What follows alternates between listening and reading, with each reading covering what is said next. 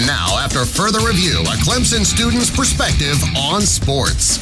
It's AFR time, baby. Let's get up. Let's get rolling. That's right. Personal foul, 69. Offense. He was giving them the business.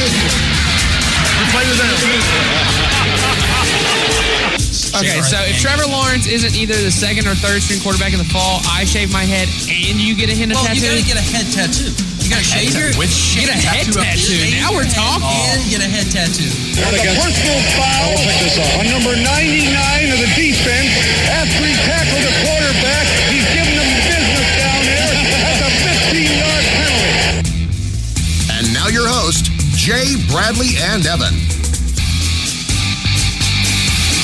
Well, good evening, everyone. AFR is indeed back on your radio. So excited you've tuned in for another episode of After Further Review. We're always excited to bring you an episode of After Further Review. It's Jay Smith, Bradley Kendall, and Evan McDowell, joined tonight in the studio with our special NFL draft expert, Jackson Wright. He's been on the show 2 or 3 times in the past. He's always been on for our draft episodes, and tonight is no different. This is our 3rd annual draft episode. We're excited to talk about the draft that's going to come up later this week. It's going to be Thursday, running through Saturday. So the rundown for tonight's show, we're going to look at the first round, go through individual picks, who we think is going to go where and when, Clemson players projected in the draft, some other notable college players where they may end up, and then some potential movers on draft day, some surprises that we may see. So we'll go ahead and dive right into it, Bradley, after further review. Tonight is the night we get to all pick our predictions and make our mock drafts, and we know after that first pick goes down, everything else is completely wrong. After one wrong move gets picked very first overall. Jackson, you hear that? We gave you the experts role there, so you got a lot to live up to here. Do you know exactly how you did the last couple years, percent chance you got right, or what picks you missed on or whatnot? I think last year when I looked at it, I think I got about 50% of the picks right. That's actually not bad. That's not bad. That is really good. I mean, it's like picking the brackets. Once you get one, once one team falls one way, everything else just kind of falls into place. If you can get more than 20, 30% of the picks right, you're doing okay. You're doing pretty well. Is there an official title? I mean, I know you got a bracketologist for March Madness. What's the Mel Kiper Jr. official title? Does anybody know? Draft It's much less interesting. He's the NFL draft expert. Yeah. Maybe that's what you could have done after school, Jack, because you're going to be in accounting, actuarial after graduation. So definitely crunching numbers. But like we said, we're going to talk about, first thing is, I guess we'll start, guys, with the first round, individual picks? Might as well start from the top. Okay. All right. Well, cue the NFL draft music. I'm looking back here at Evan, making sure. I think he's got that music pulled up. He says 1 second. So while he does that, we will stand by. And Jackson, the floor is yours. All right, with the first pick, the Arizona Cardinals select Kyler Murray. I know they've been kind of spreading a lot of smoke recently, especially over the past couple of days, saying they're not going to pick Kyler Murray, but I think it is pretty much universally known as a lock. If you look at the rest of the players they have to choose from, whether that's Nick Bosa or Quinnen Williams, I feel like Kyler Murray is probably the best choice there. And even going back to October, Cliff Kingsbury, who's their new head coach now, said he would take him number 1 overall. Yeah, Kingsbury was pretty adamant about wanting Murray. I think especially after last year, we saw with Baker Mayfield coming out of Oklahoma, wins the Heisman Trophy, gets picked first overall, and potentially turns an entire franchise around. I think that's the power that Kyler Murray currently has if he goes to Arizona, and it seems to be that he's the crowd favorite right now. I know they interviewed a lot of the people in Arizona, and most of them said, yeah, we want Kyler Murray, which if you're Josh Rosen, does not make you sleep very well at night leading up to Thursday. I think the main reason why they did this, kind of spraying all this smoke, was try to increase Josh Rosen's value because, they're trying to pitch him to a lot of other teams. So a lot of the possible suitors are the Patriots, the Redskins, a couple other teams that are looking for another quarterback. I feel like, that's just driving up his value because if they draft Kyler Murray, what are they going to do with Josh Rosen? You're pretty much selling him for parts at that point. So do you think that this move by Arizona, you said blowing a bunch of smoke, you think that this is a psychological move where they're trying to basically bait other teams into thinking that what they have is higher value than what it is in actuality? Yeah, I think so. Even if you look back to last year, the Browns up until a week before the draft, they were pretty much everyone knew they were going to take Baker Mayfield. Right. And then the week before they said, I don't know if we're going to actually draft him or not. So I think it's kind of the same similar thing. And then also if one team is, thinking they're not so sure about their number 1 pick anymore, we can move up. And if they're willing to offer a lot, I feel like the Cardinals might be willing to kind of drop back about a spot or two because they could definitely still pick Kyler Murray, I think, with the second or third I've pick. never been a huge fan. We saw this with the Browns the last few years when they took Deshaun Kaiser. Took him in like the third or fourth round, gave him a year. He didn't pan out, and they said, goodbye, we're going to kick you to the curb. You're done here. Do you think that mindset of we're just going to keep trying to get the quarterback and eventually find the guy could work? I know it eventually worked in Cleveland. They eventually found Baker Mayfield. But, I mean, to me, if I'm in the Arizona Cardinals franchise, I drafted Josh Rosen last year, 10th overall. He had one bad year, yes, but they had no offensive line. They had no pieces around him, nobody to work with. The guy's probably a pretty decent quarterback. Is it already kind of time to kick the bucket with Josh Rosen? Like, that was very quick turnaround. I know, when you bring in Cliff Kingsbury works better with a more mobile quarterback. He coming in probably knew that he could have certain ways to work with Josh Rosen, but Josh Rosen isn't his ideal quarterback, to say the least. Look at Patrick Mahomes, look at other quarterbacks that he's worked with.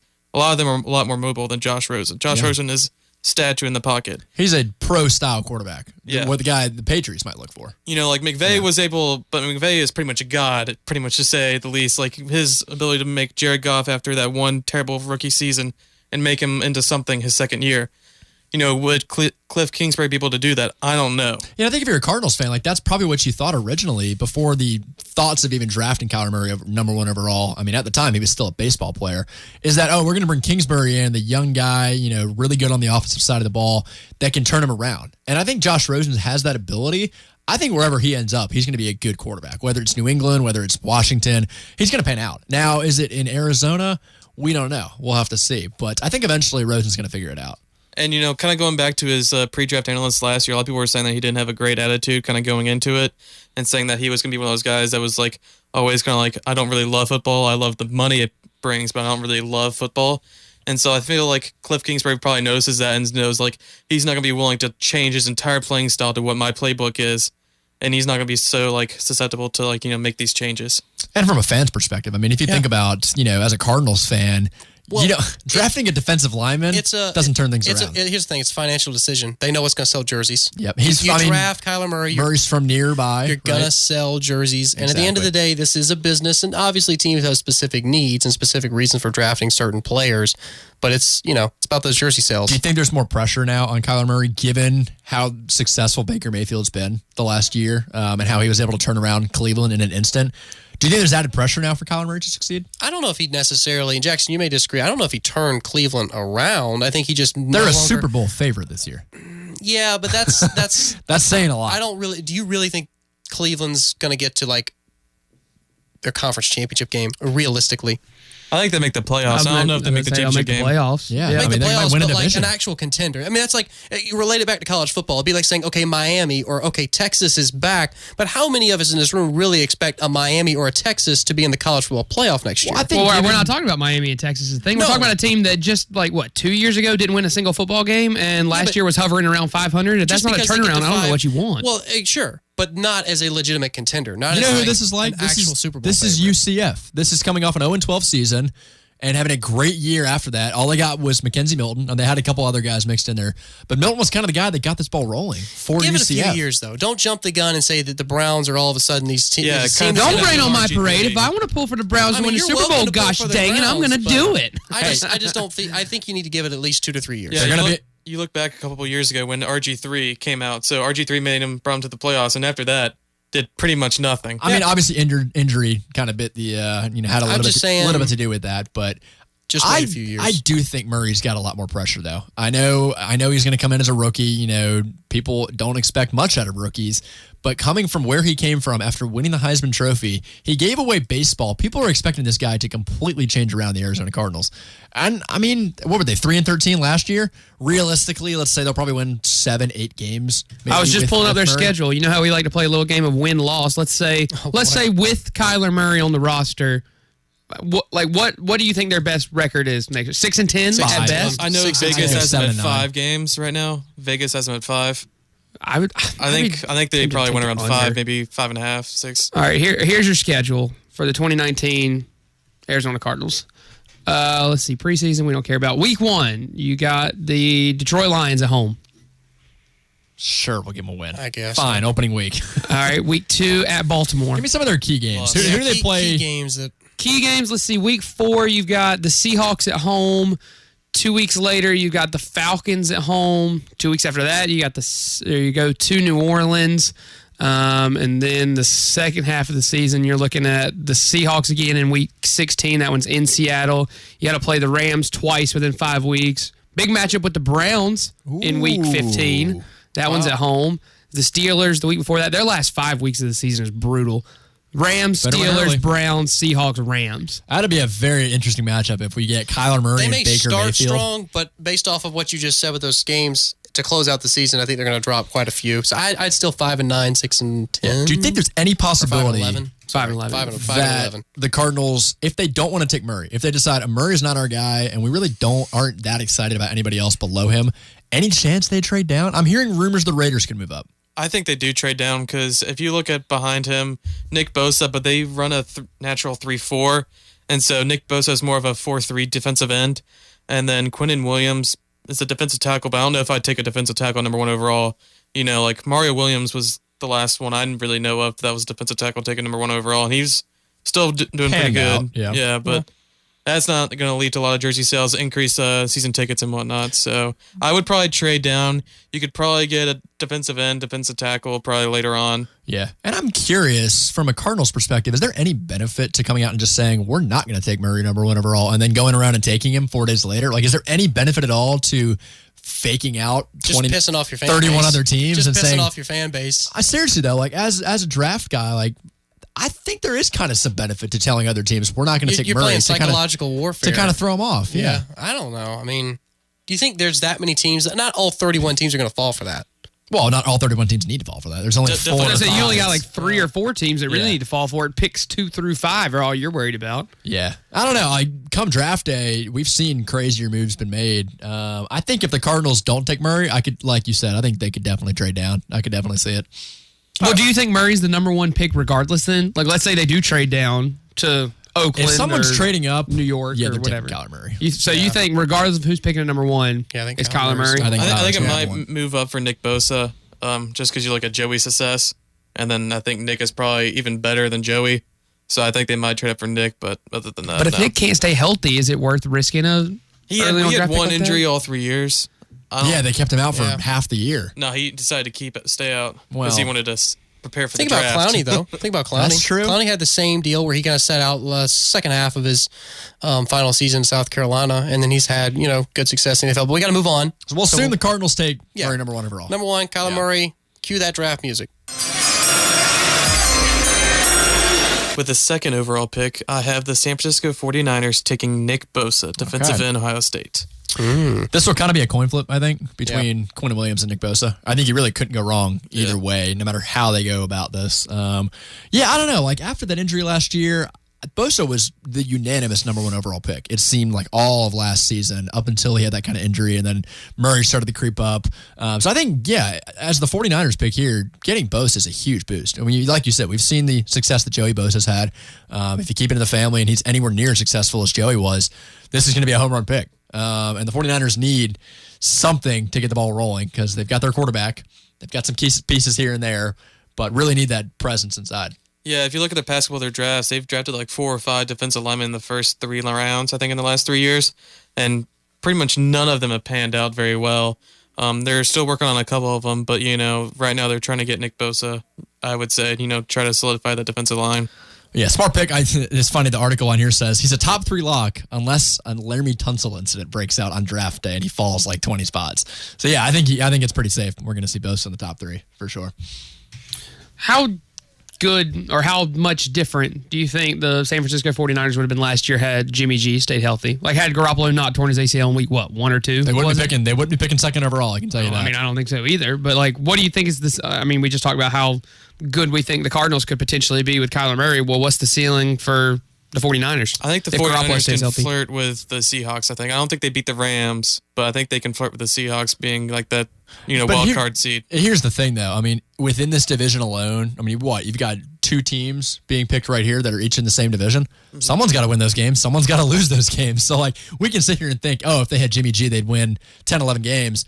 Well, no, that means you got to go out and beat Seattle. You got to beat Arizona with Kyler Murray. You got to go beat the Rams. Like, that's going to be a hard division. Even with these 2 teams picking 1 and 2, if any of them turn it around, I mean, you're looking at all 4 teams competing for wild card spots at that point. Is that my cue to hit the music again? Are we on to pick number 3 already? We've pretty much beaten Bosa's pick to death. So let's move on to pick number 3. With the number 3 pick, I have the New York Jets taking Quinnen Williams, defensive tackle, Alabama. Yeah, I like this pick for New York. Yeah. You saw the moves they made in the offseason to address the offensive side of the ball. Quinnen Williams is a tremendous talent. And it's kind of interesting because just a couple years ago when he got to Alabama, not a lot of people were really talking about this guy. He kind of burst onto the scene the beginning of last year when people started to realize how gifted this man really was. I mean, he was, out of all the guys to come out of Alabama the last couple years, Williams might be the most talented. Yeah, I think he's one of the few defensive linemen that was redshirted as a freshman. And so, like, that's pretty much unheard of if you're like a top 3 pick. Yeah. That's incredible. He really turned it around. And, you know, if he's anywhere near as dominant as we saw him in the SEC this year, New York's got a steal here, I think, at 3. Yeah. I think also New York is probably, that spot is primed to kind of trade back. I think Dwayne Haskins could possibly go there if some team decides to trade up. But yeah, so you think Williams solidified the top 5? Yeah. We're not budging from there. He'll be in the top 3 probably. Yeah. Maybe move for Ed Oliver. That's a potential. Maybe a little flip there, same position. No, I don't think so. You don't think so? Okay. Sounds like a lot of these teams, even if one of their guys is taken, they have, you know, there's depth at each position. Yeah, especially along the defensive line. Yes, yeah. I mean, I'm looking at your draft board that you've got that we'll obviously get throughout the show, and a lot of defensive linemen on the docket. All right, let's go ahead and go to the 4th pick. With the 4th pick, the Oakland Raiders select Josh Allen, defensive end, Kentucky. Why are you using such a weird, soothing voice when you say that? It's like you sound like Vern Lundquist. Yeah. I'm not sure if I should like take a nap or be scared of the dark here. I don't really know what's going on back here. I think it's a mix of like Jim Nance, Roger Goodell, you know, kind of like. It's not. They don't have a good we can combined. Start booing you if you want. We can start booing you like the fans would for Roger Goodell. So what you really got to do is do it like the old school guys used to do it when the draft was first beginning. They were like, with the first overall pick in the draft of the 2019 year, and the 2019 draft first overall pick goes to. They just reiterated every sentence. So you got Josh Allen out of Kentucky going to the Raiders. Yeah, they obviously need edge rushers big time after losing, obviously the best defensive rusher pretty much in the league. Khalil Mack. And Khalil Mack, yeah. Yep. So I think they were the last in sacks last year. Wow. If that's not a sign that you made a mistake by getting Khalil Mack, I don't know what was. Yeah, they need some edge rushers. And so after Nick Bosa goes, I think in the top 2-3 picks, I think Josh Allen's the best edge rusher. Do you think the Raiders even know what they're going to do with their draft pick right now? I mean, have you heard what some of the chaos in their draft room has been recently? Their scouts don't know. No. Their scouts aren't even there anymore. They're fired. Yeah, Gruden and Mayock sent them all home. They didn't know who to trust. At this point, I think what's happening in Oakland, they're literally pulling up draft boards like these, like guys from like Mel Kiper, and they're just going, all right, number 5 overall, yeah, Josh Allen, that sounds good. That doesn't sound like it could go much worse for him. Like guys named Josh Allen have done pretty well in the NFL. Let's pick them. It'll be interesting if the Bills do get Josh Allen, if they end up trading up or whatever. How many picks do the Raiders have, though, in this draft? A good amount. I mean, if they have a the fair Raiders amount, they have can... 3 in the first round. 3 in the first... So there's wiggle room. You know, you don't want to blow the 4th overall pick. You can make one mistake, but but not with the 4th overall. But I don't think you can make it here. They pick 4th, they pick then again down at 24th, and then they pick 27th. Yep. So, yeah, again, wiggle room, but like Bradley said, you don't want to implode. This has got to be the highest Kentucky player ever drafted. I think so. Yeah, I mean, could be. I don't think anyone was really considering Kentucky or Josh Allen preseason everywhere be near having a guy picked this high. Anthony Davis, number 1 overall. All right, well, I got to cut to a quick break. We'll get back to the draft talk here in a few minutes. We'll get to the text line as well. That's after this commercial break. Stick with us. It's Dabo again. One of the fastest growing crimes these days is package theft. We're all ordering more online, and a stack of boxes on your front porch can be quite the temptation. Priority One Security provides the protection you need with their video doorbell system. You can record any movement or answer the door from your smartphone no matter where you are. Priority One. Trust in us. See us on the web at PriorityOneSecurity.com. That's priority, the number 1, security.com. 888-407-SAFE. Brock here with Tom's Barbecue. Are you looking for somewhere for the family to enjoy time together over a nice meal or a place for the coworkers to grab a bite? My wife Beth and I have just the place for you. Our restaurant caters to the working lunch, family time, and everything in between.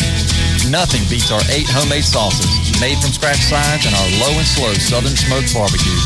Let Tom's Barbecue be your next lunch destination on the corner of Woodruff and Garlington in Greenville. And make sure to ask about our catering. Light them up right now at the Pendleton Tire Company. Take advantage of the Cooper Tire Spring event going on right now through April 30th. Purchase 4 qualifying Cooper tires at the Pendleton Tire Company and claim up to a $100 prepaid card by mail. Choose from the great options like the CS5 Ultra Touring, the Discover AT3 Family, and more. Give Joey or Zach a call today at 646-3694 or check them out at pendletontire.com. Your home is an investment. The Pink Panther says invest in your home with Owens Corning Premier Roofing Products. Reformed Exteriors is a preferred contractor for Owens Corning, so you can have peace of mind knowing your roof will get the best shingles done right. Trust the quality of the Pink Panther and trust Reformed Exteriors. Get the roof you need, want, and deserve. Call Sam at 864-704-9249. Visit reformedexteriors.com. Here's important new information from the Diabetes Solution Center for you, a family member, or a loved one suffering with diabetes. If you have lost your provider, or if you need a provider for diabetic supplies, you may qualify to receive your diabetic testing supplies now with little or no out-of-pocket cost, regardless of your age. All you need is Medicare or private insurance to be potentially eligible. Call the Diabetes Solution Center right now for details. Just takes a couple of minutes. Our friendly, knowledgeable agents will give you free, no-obligation information, handle all the insurance paperwork, and make sure your supplies are delivered directly to your door for free. Call U.S. Medical Supply 24/7 at 800-451-9542, 800-451-9542, 800-451-9542. That's 800-451-9542. Foothills Metal Supply of Pickens is your local supplier for metal roofing supplies and more.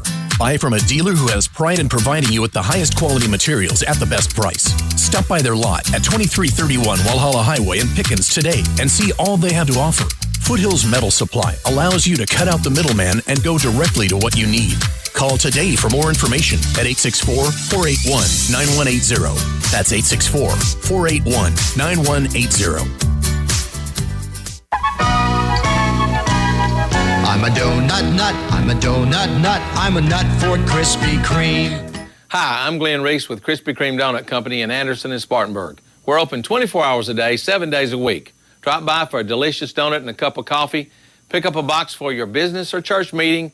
Share them with family and friends during a time of need. Call Spartanburg and Anderson Krispy Kreme. I'm a donut nut, I'm a donut nut, I'm a nut for Krispy Kreme.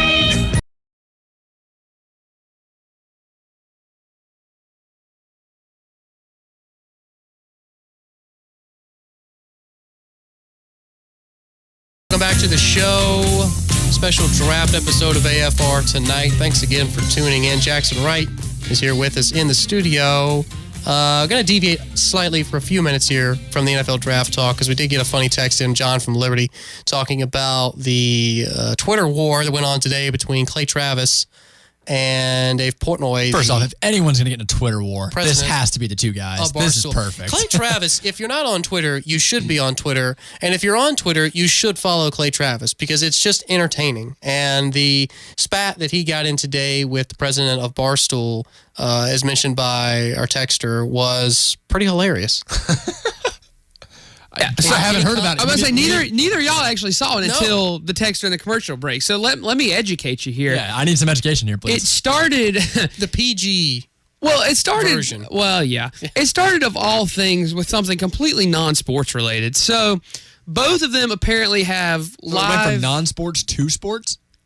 Kinda, because it ended with a boxing match challenge for some reason. That I would pay to see. Well, apparently a lot of people would. Rough and rowdy, baby. Well, that's exactly what Clay said. So anyway, really? we'll start at the beginning. Charity boxing match. Apparently this has been like a long-standing rivalry because both of these guys feed off basically the same fan base, I think, and do a lot of the same things. But it started with Dave Portnoy, the president of Barstool Sports, and he posted a screenshot. It was a side-by-side picture of his live video and Clay Travis's live video, and they were both doing a Game of Thrones reaction show based on last night's season, whatever, episode 2, like, show. Yeah. I did see Dave Portnoy's reaction. Yeah. Jackson, are you the only one in here that watches Game of Thrones? I do. I watch it. Evan does not watch it. Not at all. I don't watch it. I got much Bradley doesn't watch much it. better things to do, man. So, what happened in Game of Thrones that would have been Yeah, I was going to say, educate us on what they were actually talking about. The major event that happened last night was Arya, which Spoilers coming up for those of you listening out there that haven't watched it yet. Go ahead. Arya, who is the youngest girl in the show, she had her first time last night. So she had sex for the first time. Okay. And everyone was really like scared and like, what the heck is Game of Thrones doing? Because first off, they have incest and everything going on. Again, and now they have version. You're really making me want to go watch this show, man. You're really making me not want to go watch this show right now. Sarcastic. And now they have this girl that everyone loves and everyone thinks is supposed to be like their little sister. So the one that beats up all of her enemies and stuff. And then now she's having sex. And everyone's like, why would you show me this? So the purity has been ruined. Yes, purity is. And that was the reaction. And so Sure. Well, they do it every week. So basically, each of them always has a reaction video based on that week's episode. Sure. And in the screenshot, it shows you the number of viewers that you had. Well, on Clay Travis's video of his Game of Thrones reaction show from this week, he had just a little over 39,000 viewers, which on a Periscope video is pretty good, right? Clay Travis gets good engagement on social media. Yeah. He really does. Well, apparently, I think it looks like Dave just posted his straight to Twitter, and it was like less than a minute long, whereas Clay's can sometimes be a little bit longer. And he got 408,000 views. Wow. So there was a screenshot of both of those next to each other. And Dave Portnoy says, if I was petty and still cared about Clay Travis, I'd tweet this picture out of us doing the exact same show at the exact same time to highlight how I'm big and he's little. But since I'm a man of honor and integrity, I won't. While he's tweeting out the picture. Indirectly doing it. Right. So that was the original joke. And then, of course, they went back and forth and brought up like their history with each other and why apparently they don't like each other. And so this is a recurring thing. This is not just a first time. Yeah, kind of but because it's Clay and it's not like a regular thing. Like they don't do this like but every they both week. mentioned the fact that I think Dave tried to hire Clay several years ago. And he actually tweeted this later in the argument, and then obviously said that Fox gave me more money back in the day, and that's why he's now at Fox, because he has different shows. I mean, he does like his Outkick the Coverage like podcast Great style show, which I think is independent of Fox, but then he also comes on Fox's show, Lock It In, and then he does other guest appearances. Well, and he's got his radio show every day. He's got his daily morning radio show too. He does Fox. several shows a day. all day long. So he strikes me as a guy that could work for Barstool, though. I could totally see Clay Travis. Well, because they have the same kind of gig, right? Exactly, like you're either gonna love me or hate me. Same audience. Yeah, so I think that's part of why there's such a disagreement is because they're, I guess, invading on each other's turf or whatever. But they went back and forth, and eventually Clay was like, "Well, let's just have a boxing match. $1 million to each, $5 million to the winner. We can do it on your channel if you want. Blah blah blah." And wow, sounds like the Tiger Phil match. I was about to say more exciting than the actual match. Yeah. So it went from we hate each other to let's do business together kind of thing. But the whole thing, just to follow the train of it, was still kind of I'd kill to see like the face-to-face encounter. They do at boxing matches like a couple days before. Yeah, of them two together. What do they call it? The weigh-in. The weigh-in. The weigh-in. Exactly. Well, thanks again to the texter for bringing that to our attention. Let's get back now to the draft. Cue that draft music. With the 5th pick, the Tampa Bay Buccaneers select Devin White, linebacker, LSU. A lot better there with the tone. Yeah, much better. soothing. I can see you trying. I can get on board with that. I can hear you like recording an audio was sincere. in your future. Yes. Yeah, it's good. But I think they take Devin White mainly because they need to replace Kayvon Alexander, who ended up going away in free agency. So obviously they have that big void in the middle linebacker. Some people think they could go edge, but I think linebacker is a bigger issue. Seems like every year the Bucs are either taking a linebacker or someone in the secondary. Every single year. Or Jameis Winston. Or we'll dabble in Jameis every now and then. Wasn't he a first overall though? I believe Jameis was. Jameis was first overall. Yeah, So hasn't they had panned a out like first a first pick, rounder, yeah. but Lots of times teams take quarterbacks first overall. Yeah, you could definitely. That's it's a happened common theme. very frequently. Teams that are desperate and need to turn it around in a hurry. Yeah, and they think that's like be all the end all. fix. Yes. I like that pick. I think both, honestly, they could go either way. I think be perfectly fine because you're either going to get the best linebacker at the position you need the most, or you get Ed Oliver, like we said with Nick Bosa before, was considered a unanimous overall number 1 pick just a couple years ago, or even just a year ago. So I think either way, yeah, you're getting a pretty good deal there. But Devin White really had a good year. He really solidified himself as one of the best linebackers in the country. Yeah, I think he was the Butkus Award winner this year. Yeah, if I remember correctly. All right, move on now to the 6th pick. With the 6th pick of the NFL draft, the New York Giants select Dwayne Haskins, quarterback, Ohio State. You can't be stuttering like that, Roger Dale. It's got to be a smooth, crisp delivery. This is your only job. You had six announcements, and they've all been. You made it through the first 5. Yeah. Sorry, you got what? How many more chances to fix yourself? A lot. 26. So you think Dwayne Haskins out of Ohio State is the Eli Manning replacement? I think so, but knowing Dave Gettleman and knowing all those years that we had of him as GM at Carolina Panthers, oh God, I know he'll probably go D-line or O-line or do something stupid. But I think if you're kind of looking at your organization, Eli has max 1 year left. If you look at next year, you're not going to be the top 3 pick unless you absolutely flop this year, and you're not going to do that. So you either draft Dwayne Haskins now or you hope for Justin Herbert or Tua next year. Haskins, I think, is going to turn a lot of heads on the draft day. He's either going to get picked right here at number 6, or it's going to be in like the 3rd round. I mean, there are people that are rating him like 3rd or 4th round material right now, which is crazy after the year he had. I think the latest he goes is late 1st round, but I think either the New York Giants pick him at 6, or I think the Bengals move up at 3 and get him, because I've seen that. A couple people were saying that might happen. So it'll be interesting. It would not surprise me, and I would love to see it if, like in the basketball draft, when the New York Knicks just select some random guy that no one's ever heard of, if the Giants end up doing the same thing and New York fans are just sitting there like, what are we doing here? All right, moving on now to the 7th pick. With the 7th pick, the Jacksonville Jaguars select Jawan Taylor, offensive tackle, Florida. Well, they got their quarterback. Yeah. And you have to have someone protect him. Yeah. Not a bad pick, I'd say. Now, I'm still Cue surprised. that Lee Corso, great pick. Great pick. Very College good pick. game I day need to sound. I don't have that one back here. I apologize. That would be funny, though.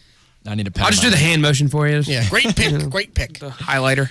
Now, they drafted, what was it, Cam Robinson about a year or so ago as their left tackle. I think so, It seems like they're thinking about maybe shifting him a little bit over. So they're really, it looks like the Jaguars are digging deep in the SEC here. That is their focus right now. Get some big guys in the SEC. Jonah Williams was a name that was tossed around, potential top 10 pick, but you don't see him that high? No, I don't think Jonah Williams goes that high, because I think he's more of a offensive tackle, offensive guard kind of mix. A lot of people have kind of been moving him more into that category. And if you're drafting in the top 10, you're taking offensive tackle. You're not taking someone that might be a guard. 6'5", 340. So they got Taylor, a big old dude. Ooh, that is He can take up some space. big man. Yeah, no doubt about it. You know how many of me it would take to equal 6'5", 340? You know how many? Like 1.5, You know but how still, many that's a Big lot Mac- of me's. You know how many Big Macs in the White House this guy could consume? Oh, man, pretty good amount. Yikes. All right, let's go now to the, what are we on, the 8th pick? This will be interesting. With the 8th pick, the Detroit Lions select Rashawn Gary, defensive end, Michigan. Okay. And like I've said for all these picks, I think that's kind of a steal. I think Gary could easily be in the top 3, maybe even number one overall. Well, he's another defensive end. If Another they, defensive if they end. have You can a kinda stacked of a draft at rotate defensive them. line, I think a lot of these guys could go top 5 in any other draft class. Yeah. I'm really surprised, and I know that we'll get to him, at some point in your mock draft, but I'm really surprised that you haven't thrown one of Clemson's I am too. D linemen up there, because too. I feel like there's a lot. Listen, we all expect at least 3 of them to go in the first round, but I don't know. I mean, we've gone through four defensive ends so far in your mock draft out of 8 picks, and none of them have been from Clemson. So, I mean, do you care to elaborate as to what do you see in these guys that you're not seeing in Cleveland Farrell and Christian Wilkins? So I've gone through 3 defensive ends so far, and most of these guys, if you look at their team, they're the defensive end. Like, they are the guy on their defensive line, other than probably Nick Bosa with Draymond Jones also on his line. But, like, if you look at most of these other guys, they pretty much was Own everything the on their D-line. Yeah, they own the D-line. Whereas we had 4 guys, so a lot of them were overshadowing each other. So a lot of people are going to look into, stats and stuff like that, because, their stats of these other guys are going to be a lot better. And obviously some of their measurables are a little bit better than what Cleveland put forward and a couple of the other guys put forward. So I you're think not that's why. necessarily. So what I'm hearing is that you're not saying that these guys are inherently better than Farrell and Wilkins and the Clemson guys. It's just that the stats are more padded, and so these teams may overlook the Clemson guys. But you still feel like they're as talented. I think definitely Cleveland's definitely up there with the top 3 defensive ends. I think he's arguably one of the top 2 or 3, I think. I think it almost even says more that you can stand out on a team that's got such great talent on the defensive line and still be considered as a top 10 pick. Yeah. Because when you get in the NFL, you're going to be surrounded by guys that are equally, if not better than you. You're not going to be the guy when you get into the Very NFL. few. I mean, very few guys Very are few. able to stand out in college, and even fewer stand out in the NFL. Just Miles because of how Garrett. saturated the talent pool is. Garrett's the only one I can even think about that was drafted first overall that immediately took over that defensive line in Cleveland. That was literally it. All right, let's go down to the 9th pick. With the 9th pick, the Buffalo Bills select Ed Oliver, defensive tackle, Houston. I think this makes most sense because they have to replace Kyle Williams, who recently retired, and so they have a big hole at the defensive tackle position, which they need to fill. Buffalo just needs anybody at this point. Yeah. They seem to be the team that made the least noise in this offseason. And with Josh Allen there now, someone. Today they did sign the running back from Jacksonville, Yeldon. Oh, Yeldon. Okay. Yeah. So There you they go. made a big move, right there. I'm still surprised you haven't said Montez Sweat from Mississippi State because he's a guy that has received a lot of praise from that combine. He was. Did you not hear what Walt was saying about him earlier, though? Montez Sweat, no. He's got a heart condition. He's got a pre-existing heart condition, and so that's why instead of going from a top 10 pick, he could potentially maybe not even get drafted at all, if not later on in the Is there draft. going to be a procedure that he's going to have to go through to fix that? Or? No, I think it's a Star Is it a- Latulier. If you remember him, he played for the Panthers Yeah, last year. yeah. When we drafted him, he had the same heart condition, and so And it wasn't operable? it's not operable. You just kind of have to live with it. Star still went first round. I still think Montez Sweat goes first round. I think he definitely, without that combine and all the numbers he put up, having that heart condition, that would have probably held him out to be undrafted. Without all those numbers he put up in the combine, he could be looking at not even being picked. All right, let's get to the last pick here before we go to our second commercial break, the 10th pick.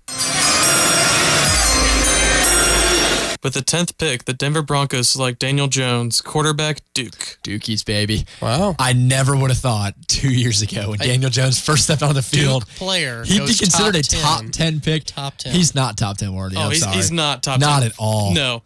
The only reason I have him there is John Elway loves tall, white quarterbacks. That is what he does. That is what he will make 20 more mistakes that same type of pedigree. Just as long as it's a tall, white. He played quarterback. Trevor Siemian out of all people, and then as a starter, and Paxton Lynch too. And Paxton Lynch. Paxton Lynch only lasted 2 years. Drafted him in the first round. It's amazing with how great of a quarterback that John Elway was in the NFL. How terrible he is at picking quarterbacks in the draft. He did pick Peyton Manning though. Don't forget about that. A tall, white quarterback. Yeah, but that only comes around once in a blue moon. All time. All time. Exactly. If Daniel Jones is going to be successful, he's going to have to be what Mitchell Trubisky was. Didn't play at a very highly regarded football school, did okay in college. Daniel Jones was very up and down at college. I don't think college success is indicative of professional success. See, I think it should be more regarded as such. Yeah, but it's not always. It's not always. Yeah, no. especially for those mobile quarterbacks. I think Yeah, a lot of them do a play- lot better in college than they will in the pros. I mean, look at oh gosh, his name is escaping me. He was a star kind of at Mississippi State. He was Dak Prescott. Yes, thank you. You're welcome. Prescott was really good in college. He got Mississippi State all the way up to number 1 in the rankings at one point. He didn't get, I feel like, as much credit as he was sometimes due. Does that You could also argue he got too much credit because he hasn't been a stellar professional quarterback. He's been good enough, He's but been pretty you take good. Zeke Elliott out of that backfield and one of the best offensive lines in the NFL off the table, and all of a sudden he's not a good quarterback at all. You do that for any, really, there are only a few quarterbacks right now in the league can function and win games without running backs and offensive lines. Well, yeah, but I'm saying you put him in. He has the perfect situation with the great offensive line he's had the past couple I years, agree and with with that. one of the best running backs in the league. Any quarterback could be successful in that system. I'm saying he was more successful on a college level than he has been on the pro level. He had the exact opposite situation that Josh Rosen ran into. He had a running back out for the year, absolutely no offensive line, and maybe one competent wide receiver. That was it. He had nothing to work with. Who's knocking on the door of 40. Yeah, exactly. So a little bit different situation there. But you think Daniel Jones has potential to pan out as a top 10 quarterback? Possibly. I don't know for sure, though. It's up in the air. It's a roll on the dice. All right, got to go to another commercial break. We'll have more of the first round mock draft with Jackson after this commercial break. Stick with us. Warm weather is on our horizon. When a thunderstorm hits, can it take out your power? Yes. Don't be left in the dark. Be prepared with a Generac automatic whole home standby power solution from Carolina Generators, your local Generac Power Pro Premier dealer, ready to serve you. Start by giving Carolina Generators a call at 864-232-5684 or visit online at carolinagenerators.com to schedule your free Power Pro assessment. Tell them Mickey sent you from 105.5 The Roar. Have you ever looked at your carpet after a cleaning and thought, man, what is that gunk and residue they left behind? Do you worry about the harsh chemicals that cleaning companies use that could harm your loved ones? Well, worry no more. Zero Res is the standout carpet cleaner brand you can count on. Their patented no residue cleaning system leaves no man behind on your beautiful home. Call today at 864-588-7300. Zero Res. Spell it backwards or forwards. It's the right way to clean. Spring is finally here, and the Mattress Outlet in Seneca is spring cleaning their inventory and offering the lowest prices in the upstate. With more options to choose from in Serta and Beautyrest, and an ever-changing inventory, they are confident they can guide you to a mattress that is right for you. Purchase a foundation or pamper yourself by upgrading to an adjustable base while supplies last. The Mattress Outlet in Seneca, located off Highway 123 in Seneca, across from Chick-fil-A. It's the end of the month, and Hendrick Honda's got some amazing deals for you. Check out their new inventory on more than 8,000 certified pre-owned vehicles in their network. 4609 Calvin Memorial Highway in Easley, or online at ilovehendrickhondaeasley.com. Rely on EnviroMulch for your outdoor project. With all the rain we've had, they can help with rock crush and run along with 57 stone for your erosion, flooding driveway, and water pooling issues. Order online at EnviroMulchOnline.com. If you're opening a new business or your current business needs updated branding, call the pros at Electric City Signs to make your brand come to life.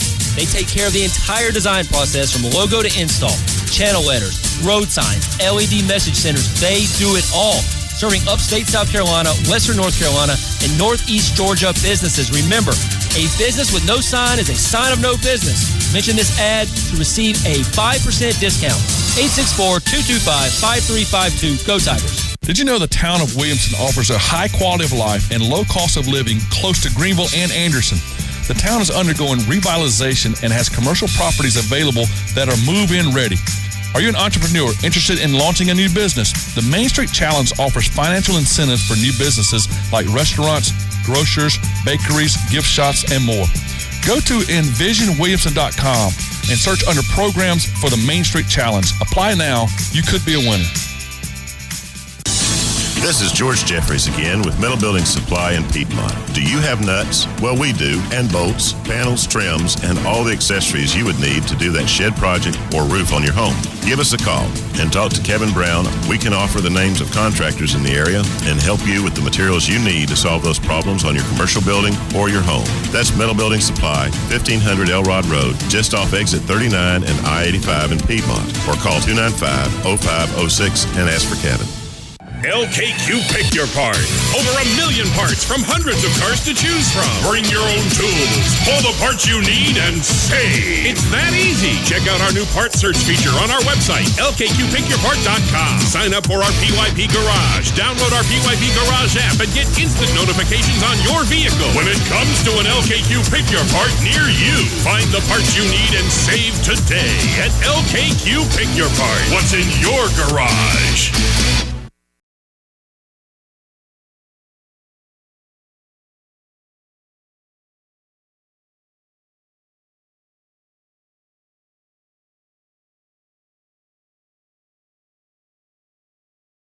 On his phone. I'm doing research. My computer's supposedly. slow, so I got to use other resources. Do appreciate Jackson. I'm trying to think back because he's come on now. This is the third draft show. Jackson, how many other times do you think you've been on the show? Two or three. I think, yeah, about You came five on or for the six. bowl episode, Didn't you come on Yeah. for the Halloween episode? Yeah, Didn't you dress up? bowl episode, Halloween episode, I think one other time. Well, who did you dress up as on the Halloween episode? I forget. I don't think it was anything good. You didn't dress up as anybody, did you? I don't think I did. I don't even think you dressed up. You were yourself. Yeah, I was myself. You pulled a Jim costume- Halpert. You probably Yeah. put like a little, hole punch in your The shirt. best costume I remember was Jack dressing up as Steve Irwin That was good. Yeah. Yeah, Jack was Steve Irwin. Wyatt dressed up as Forrest Gump. And I was Jim Harbaugh. You were? I was Steve Spurrier. You were Spurrier. That was a good look because you had the headset I going had the on, too. headset. That was the and scariest costume. I That had was the freaky. visor with Carolina on it. I thought it was well done. Who else? I feel like came on that show. But either way, you've been on the show now several times. We do appreciate it. Let's get back to the draft talk. We're on pick number 11, so we'll cue that draft music. With the 11th pick, the Cincinnati Bengals select Drew Lock, quarterback, Missouri. So you're basically saying Andy Dalton is not the guy. Back-to-back in Cincinnati. QBs. Yeah, I think so. I think the Cincinnati Bengals, the Denver Broncos, and the New York Giants, I think those teams are pretty much locks to pretty much draft a quarterback at least at some point in the first round or second round. I think this is well overdue for the Bengals. They need change. What did they finally get their head coach out? Marvin Lewis finally left, Yep. right? He's gone. And they also need a backup quarterback at least because they lost A.J. McCarron a year ago, Yep. and I don't even know who their backup quarterback was last year. So what do you Was it think TJ about... Yates? I think it might have been. It might have been. What do you see in Drew Lock that's a good fit for Cincinnati? Are you giving them Drew Lock because he's, below Daniel Jones and Dwayne Haskins, or do you feel like he's a better fit for that franchise? I think it's kind of both. I think he's a better fit mainly because he has kind of like the same type of like offensive playing style as the Red Rifle does, but I think also he's not as great of a passer just as like kind of fundamentally as some of the other guys and doesn't have the ceiling that some of those other guys have. Lock's got a cannon, though. Yeah. You cannot deny that. He has got an arm and he can But you got to throw have it. an accurate cannon. You do. I mean, You gotta that's the thing. balance You can that, be able yeah. to throw the ball really. I mean, Cam, I think, is a good example of this. Yeah, Jimmy Clausen. Cam can throw the ball, 60 yards, but his accuracy is just not great. I mean, a it's lot of different when you're, times. 6'6" and 250 pounds. It's a little different throwing as a quarterback then than it is throwing as a small white guy like Jimmy Clausen. Yeah. But yeah, I know what you mean. You want to know the Cincinnati Bengals current quarterback depth chart just for fun? Why not? Oh, yeah, let's hear it. Tell me if you recognize any of these names. Starter, Andy Dalton. Backup, Jeff Driscoll. Yep, Oh, played yeah, at Florida. Florida guy. Yeah, he did. And third string, Brad Kaya. Brad Kaya. Oh, out of Miami, right? Yeah. I thought he got drafted by the Colts last year. He probably got traded. He is currently third string on the Bengals, according to the Four Letter Network's website. There was a time back like 3 or 4 years ago. I don't remember who wrote the article. It might have been Jamel Hill out at ESPN. Said that Brad Kaya would go down as a better NFL quarterback than Deshaun Watson. How times have changed. How the tables How the have turns turned. Now, if I go table. to the CBS if I go to the CBS website, it's only got Dalton and Driscoll listed. So I don't know how Interesting. updated I any of think these Kai might lists be are. practice squad. I think that's probably why. Kaya's still Not trying to about make where the he roster. belongs. Yeah. Oh, goodness. I do want to refer to that. See, as we're on the quarterbacks, do you want to answer that text that we had about the quarterbacks and if you can name one that was? Oh, yeah, we bad? did get a text in right before, if not during the break, because we were talking about Dak Prescott and whether or not you would consider him more successful in the college or the NFL level. And Herb gets in and issues us a challenge. He says, name a quarterback that is successful, or I guess was successful in the NFL that was unsuccessful in college.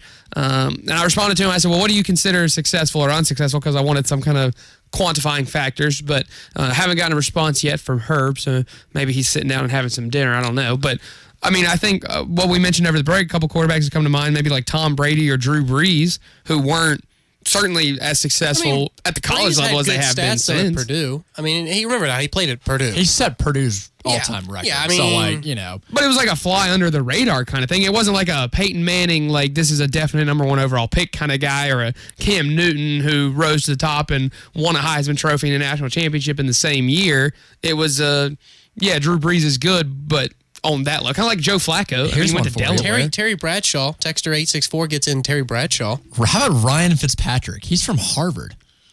I mean, I don't know if he's wildly successful in the NFL, but like he's at least made a great living. All right, wait. Herb gets back in. He says to be considered unsuccessful, you have below 8 college wins in your final college season, and to be successful in the NFL, you're getting to a conference championship game within 3 NFL years. And then Drew Brees bad in college. Yeah. Question mark. Yeah, come on, dude. He was a stud at Purdue. He was really good at Purdue. Here's one for you. Ben Roethlisberger.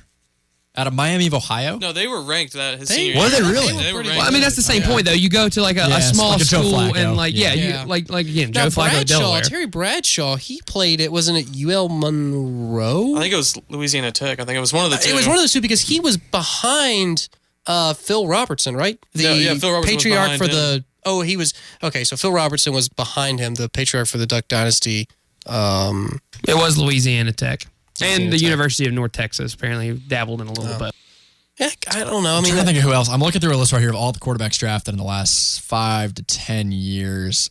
Kirk Cousins was one that I thought of. Like that Michigan State team was pretty good, though. He did pretty well at Michigan State. But again, if you're like, I would consider being like a successful college quarterback to be like one of the best out of your draft class, or like maybe won some kind of national award. Colin Kaepernick at Nevada. I mean, that was a good Nevada team, but it's not like they accomplished anything on a national stage. You know, like maybe a one it's bowl still victory more or something. common to see a quarterback do really, really well. I mean, if you did a Google search, I mean, all the articles you're going to find are, highly rated draft prospects that never panned out.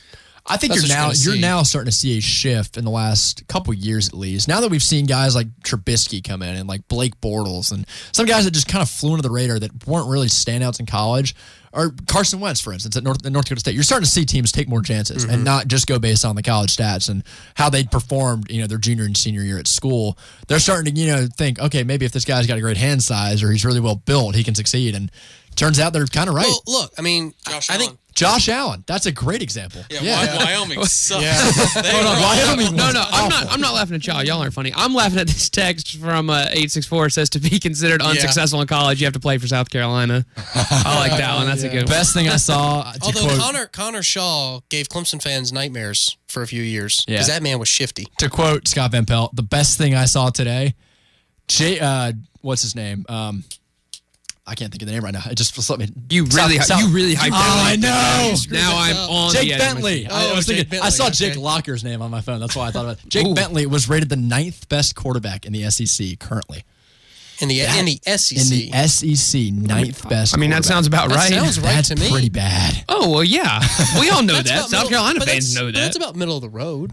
And they're about middle of the road. That's at the bottom. That's at the very bottom. Dude, That's 9 out of 14. He's behind They're guys at the bottom. No, they're 2 behind 7th. 7th's That's the middle of the road. bottom. No, it's not. It's like middle. That's bottom tier. He's currently behind a couple guys that have not even started games yet for schools like Arkansas and Kentucky. I mean, what does he have on his resume to? I'm just saying, like, he's got a real close game against Clemson last year if you only look at the score and that's it. That game was close. He played well in that game. I mean, certain schools are, I think, more well known for like USC. I'm talking about Southern Cal. It's a good example. Like Mark Sanchez, Matt Leinart, Carson Palmer. Yeah, like they didn't really ever pan out. Yeah. Texter says Brad Johnson. Oh, from the Bucks. Yeah. He was the first guy I ever used in Madden when I played back in 2004. Brad Johnson. Dude, that was back in the PC. Do we throw it back to Kurt Warner here? And remind you of the story? I mean, he played quarterback in college, but then was bagging groceries before making the NFL, that kind of thing? You could throw in Brett Favre in there, too. Like, I know it's not quite the same level, but gunslinger out of the middle of nowhere. And Southern Miss, yeah.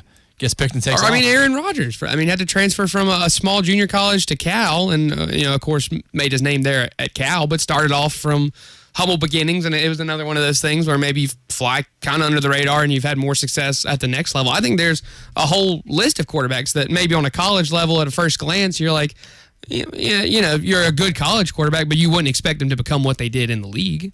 Yeah. Right? Yeah.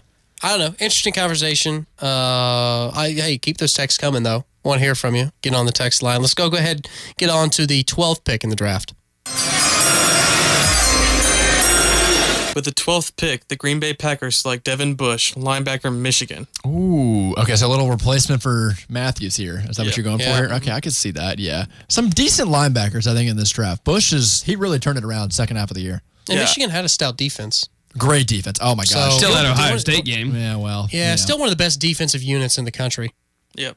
I think that's a good pick. I think, especially with what Green Bay's going through a huge turnover right now, they need that stability. What Clay There's a lot of inner them. turmoil, and the linebacker position on the defensive side really is kind of you see the effect that somebody like Luke Kuechly has had on the Panthers when it comes to the defensive side. He's kind of like the rallying point, almost like the quarterback is for the offense. Yeah, probably what the Bucs are looking for with that middle linebacker kind of guy to fill that role and kind of take over that defense.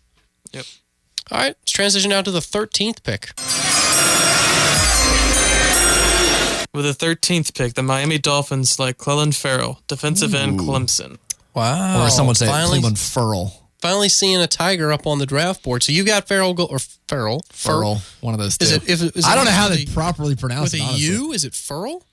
ESPN says it so many different ways. He says it so many different ways. It seems like, I don't know. So we know who you're talking about. Klee, you have going to the Dolphins. Yeah, I think if you look at their defensive end position, I think they lost most of them in free agency, and some of them they traded away or just released. I think one of the former Clemson guys used to be there. I think it was Andre Branch. Yes. Yeah, he used to be there. He got released, and so they're looking for... Sue used to be there. Mm-hmm. Yeah. Another replacement they got to fix on that line. Yeah, so they need to add up some defensive ends, try to get some pressure, especially in their conference with the Patriots. I don't think it's that bold of a claim to say that Klee is one of those guys that you can build a defensive line around. Oh, absolutely. Even in the NFL. Even in the NFL, he is talented enough to where he's kind of like your J.J. Watt. He's got the talent build the and entire the defensive personality where I think he could come in and really make a difference. Yeah. And a team that really needs a presence positive guy in a locker room. Exactly. So That's you Miami. think it's a foregone conclusion right now that Cleveland Farrell is the first Clemson player off the board? Yeah, I think easily. Okay. Well, I mean, you still think, though, that there's a... What do you feel like in terms of Clemson players? Do you think there's a chance that Farrell could go higher, or you think 13 is as good as it's going to get for him? I think the last possible place he gets drafted is probably the Carolina Panthers or maybe even the Vikings, but I think he goes, within the top 20 at least. Yeah, I'd heard some rumors for the Panthers. And you did say, I mean, there's so many different defensive tackles and defensive linemen. Now, any of these guys could get shifted. I really think you couldn't go wrong either way with all these guys. Yeah. All right, hour 1 is done. Hour 2's coming up. We will wrap up Jackson's draft board here in a few seconds. After this commercial break, stick around. That's next. And now, back to Jay, Bradley, and Evan.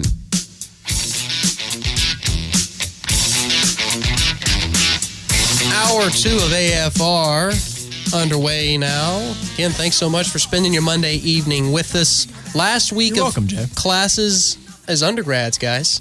You graduate on, May 9th? May 8th for some people? Don't remind me. May 9th and 10th. May 9th and 10th. You can't make me leave.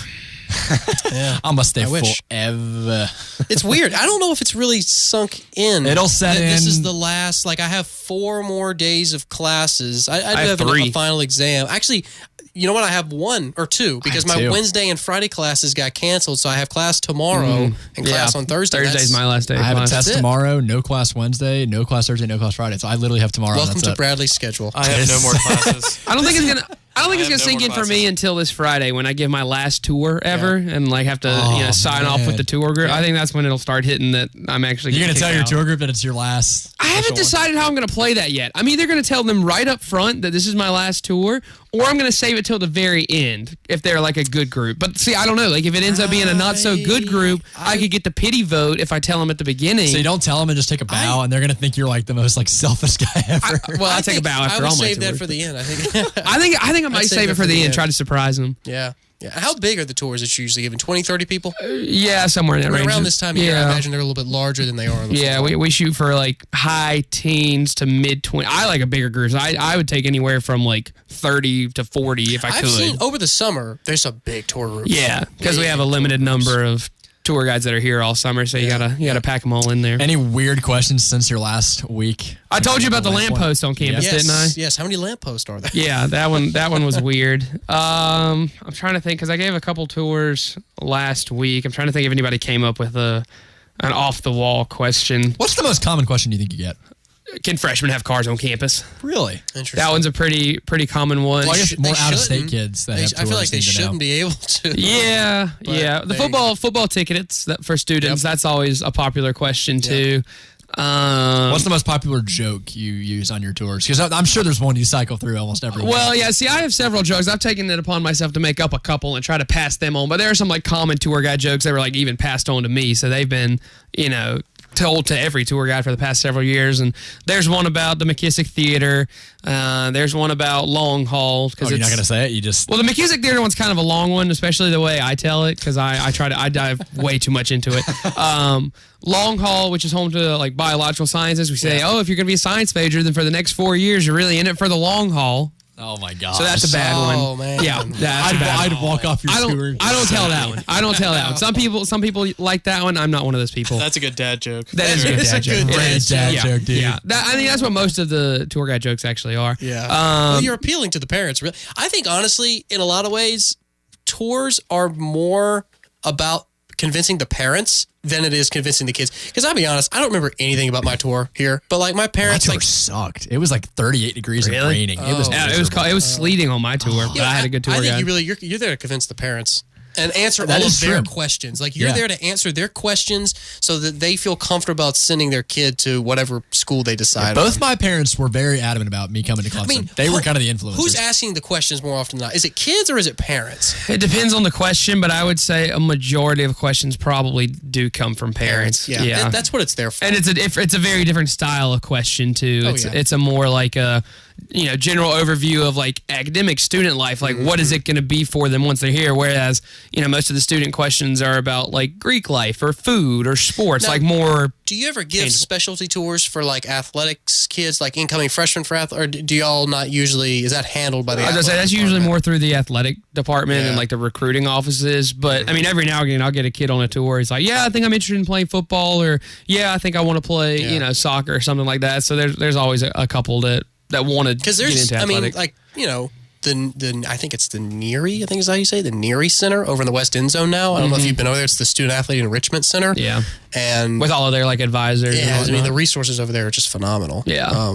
And that obviously was in Vickery Hall. Yeah, so if you got like an actual recruit on campus, I think you show them more of like that aspect as far as like, hey, here's what we have for you as an athlete. Whereas there might be some student athletes that aren't on Clemson's radar that are trying to be, and that's when they come on our tours and I have to give them a phone number. Yeah, kind of, yeah. All right, back to the draft. We're on pick 14, so cue that music. With the 14th pick, the Atlanta Falcons select Greedy Williams, cornerback, LSU. Great pick for them. A man named Greedy, he's going to do well in Atlanta. I know a lot of people have them kind of slumping down on their draft boards because he didn't do so great during the draft day and during the pro day at LSU, but I still think he's probably the best corner, I think, on the board. That's the best guy in the secondary, right? I mean, that's the highest secondary position guy you've got going in the draft, 14. Yeah. Weird seeing the Falcons pick this early. You have not seen that the last few years, them pick this early in the first round. Unless they move up and try to get Unless they move up, exactly. I think that's a good pick. They've got that defensive line pretty much set. The offense has been clicking. They don't need any receivers. I think they do not need any more receivers. I mean, we were just watching before the show that Ridley had the most receiving yards last year for any rookie. Mm-hmm. They need to address that secondary. I think that's been a focal point for them for a couple years now, and Williams is a great place to start. I would agree. Yeah. Okay. Going on to pick 15.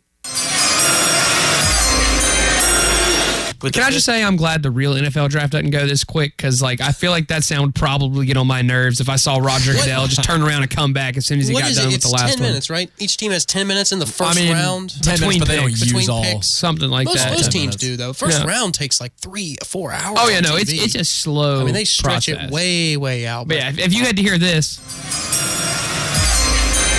every 45 seconds, would that not drive you a little bit crazy? But see, too? it'd be really fun to boo Roger Goodell. It is anyway. I mean, they do anyway. I don't know. That'd be a pretty cool alarm. I'd much rather hear that than some other alarm. All right, it sounds like an alarm. Pick 15, Jackson. Who you got? I got the Washington Redskins selecting Montez Sweat, defensive end, Mississippi State. Okay, there's some rumors going around that the Redskins are looking more for quarterbacks. Yeah, I think they might move up. I could see that for sure. I mean, Alex Smith, that injury last year was so devastating. He might not ever play again, unfortunately. That might be the end of his career. And kind of surprising, again, you've got another defensive end with, a guy that's not out of Clemson. I mean, the Montez Sweat's, Mississippi State, right? Yeah, I mean, like we were saying before, heart condition, but he had a great combine, put up some insane numbers. So just kind of, I think they're honestly just kind of rolling the dice there. Like when the Dallas Cowboys picked, was it Jalen Smith at Notre Dame? Great, top 3 talent, but just had a little bit of something, and an asterisk at the bottom of the screen that could keep him from being picked that high. Yeah, the Redskins do have the quarterback from the Broncos last year. What's his name? Case Keenum. They do have Case Keenum. They do have a quarterback that can at least win him a couple games. Yeah, and if you wait a year or two for a quarterback, I've got a couple options for you. Chase Bryce. That might be my third option. Yeah, not quite the year of the quarterback. Not this quite. year. This is the year of the defensive This is end. defensive end. I was going to say, if you need a quarterback anytime in the span of the next 3 years, you better be tanking like crazy. Yep. You better pull a 76ers and trust the process. All right, moving on to pick 16. With the 16th pick, I have Carolina Panthers selecting Andre Dillard, offensive tackle, Washington State. anyone, I don't even care who it is. It better be an offensive lineman, number 1 overall for the Panthers. They desperately They need to replace Matt desperately Khalil. need- Matt Khalil's gone now, and so they need someone to. Even if Matt Khalil's still there, Or you could shoot, just, dude. you could just trade that pick for a big ice bath and a bottle of Tylenol for Cam Newton. Yeah, I mean, Cam at this Newton's point, about to become his own offensive lineman. I mean, really, like it's He's bad. big enough to be. Yeah, he is. And he's the only quarterback in the league that can take as many hits as he's taken and actually still be able to get up off the field after he takes yeah, I those think hits. that's something the Panthers need to address. Is Cam's only going to get older, and this offensive line's not getting any better. His career is going to get shorter and shorter if he keeps having to go through, the physical duress that And he's if we keep dealt with looking the last few for guys seasons. like Mike Remmers to try and fill that void, which we know that didn't pan out. The revolving door that was Mike Remmers. Exactly. Like the pick, they got Cody Ford on here out of Oklahoma as a guard / offensive tackle being picked to Carolina, but I think either way, they need someone that's big and can move and just keep guys from attacking our Now, quarterbacks. The Panthers only have 7 picks in this draft, Jackson, which is not as many as most other teams. So what do you feel like their second biggest need is? I would say probably a second string quarterback. They don't have anyone as a surefire backup behind Cam Newton. You know Cam Newton the past, if you look at the past 2 or 3 years, he's missed at least 1 or 2 games each season. And so they need a backup to step in and at least give worthy effort to possibly win a game. Yeah. I can tell you a good place to start looking for that is the AAF. A bunch of guys looking out there that need some jobs that perform. Former Panthers player last year. What's his face? The dude for, what did he play, Houston? Orlando, I thought. Yeah, well, no, he started, I think he played college at Houston. Yeah, he played at college at Houston. Gosh, what was that guy's name? I can't remember. Sorry with the G, something like that. But yeah, that Gilbert. Gilbert, yes, that's right, Gary Gilbert. Yeah, so if it doesn't work out in the draft, you got opportunities elsewhere. You need to look for a quarterback. With the 17th pick, the New York Giants select Brian Burns, defensive end, Florida State. Now, this is assuming they do take a quarterback in their first pick, which I think for the Giants now, you think Brian Burns, this is kind of the tail end of the D lineman. Yeah. Still a pretty decent. I think this is the tail end of the defensive ends taking the first round or 2. I think most of them go right here in the first top 15, top 20 picks. You've got, I'm counting them off, 1, 2, 3, 4, 5, 6, 7, 8. About half of the first 16 picks, all on the defense. That's we're gonna see some low-scoring games in the NFL next year. One Clemson guy, one. Yeah, this is bold. I am surprised. I would have thought you'd have had, you had Farrell in there at 13 with Miami, but I'm surprised you don't have Wilkins and Dexter a little bit higher. I don't think defensive tackles are regarded as much value as they once were. They are definitely still run stoppers, but when you look at the pass-heavy offenses we have now, you're not going to get as much pass rush from the defensive tackle position as you will from the defensive end. So defensive ends are much more valuable than a defensive tackle would be.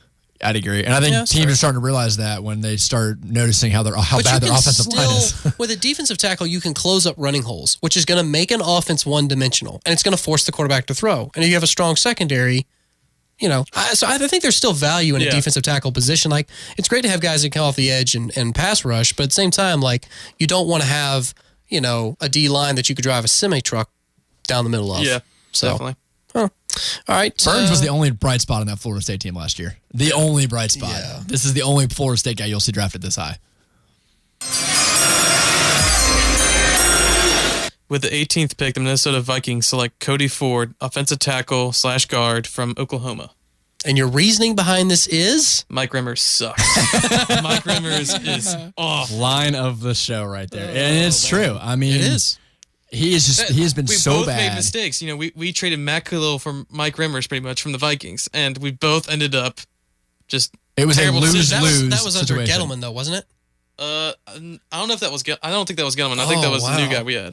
Who is our new guy? Who is the Carolina Panthers' new general manager? Is it Marty Hurney? Didn't he fill that role? I think it is Hurney. I think it is Marty Hurney. Okay, someone look that up, please. Pop quiz. Yeah. How well do you know you're on team? I can tell you who the owner is. I don't quite remember who the GM is. Yeah. Honestly, because it's not really worth remembering much about. And an Oklahoma guy. This is the first player from the Big 12 outside of Murray. Outside of Murray, yes. On your draft board, again, both guys from Oklahoma. And I guess, do you think the fact that the Big 12 is such a pass-heavy league, do you think that leads to better offensive linemen? Does that show, or is that just bad defense? Does that show that these offensive linemen are capable of I think it protecting definitely so many shows offensive quarterbacks? linemen are definitely have very mobile like feet and stuff. They're not like, just standing blocks like how they are kind of seen in the SEC. Like SEC offensive linemen are kind of seen as like they're just there to be strong and just kind of like push people. They're not like They're supposed to big be bodies. Like, they're not supposed to be guys that are supposed to like open up like, passing lanes and do that type of stuff. So I think when you're looking at the Big 12, I think you see more of that. And then obviously Big 10, you just look for Wisconsin guys. Pretty much. Big old white boys. But there's no Wisconsin guys really in this draft class. You really think about. That is surprising. Yeah, or like Notre Dame offensive linemen. Yeah. How we saw last year with Quinn and Nelson. Yeah, and McClinky. Yeah. Mm-hmm.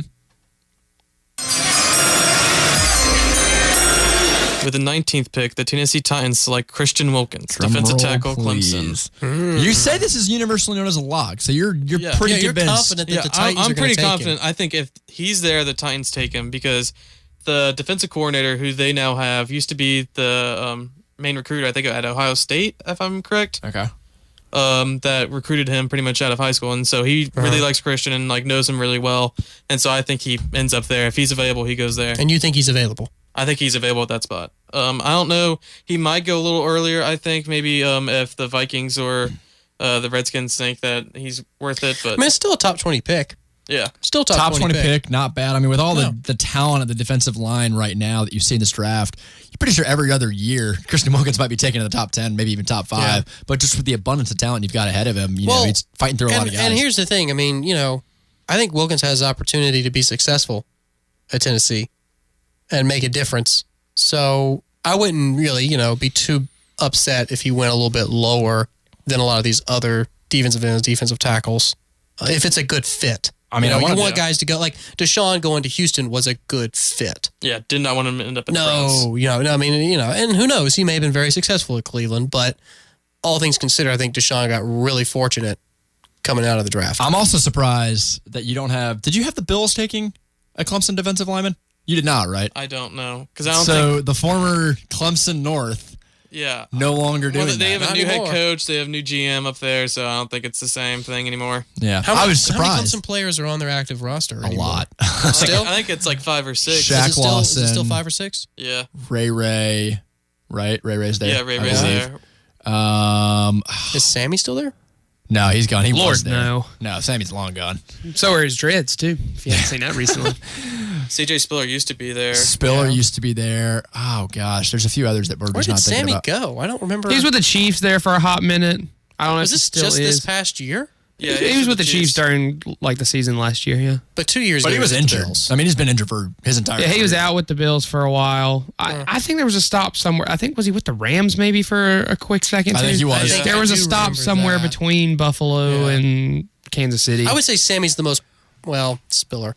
Sammy's one of the most prominent Clemson players to go to Buffalo. Yeah, I and think it's that's funny. fair. Yeah. Shaq Lawson's starting to step up, though, definitely. He's starting to find his feet and start to move stuff up there. Which is good because he came out of the draft, looking as a very highly touted prospect and then really could do some damage. Yeah, he was injured, I think, as most of his He first was. year. Dwayne Allen, is he still at the Patriots? Oh, gosh. He was at got Indiana, released. but He's he gone. was at the Okay. Patriots. Yeah, he got he released. was on a 1-year deal with them. Yeah, it is funny. You used to see in Tiger Sports Shop, they used to have a Bills section at the very bottom of the hats where a bunch of Bills hats because they knew Clemson's got a lot of guys And up north people of would buy Buffalo. them. People would buy them. Exactly, yeah. 'Cause, you had Rex Ryan's kids that went here, pretty much. Yeah, That there were was on the football so many connections. And I mean, you're starting to see that kind of with Houston right now, looking more towards Clemson guys to fill their roster spots, which seems to be paying off for him. And I think Dabo had, obviously a good relationship with the coaching staff in Buffalo, and I think he also has a good relationship with the coaching staff in Houston.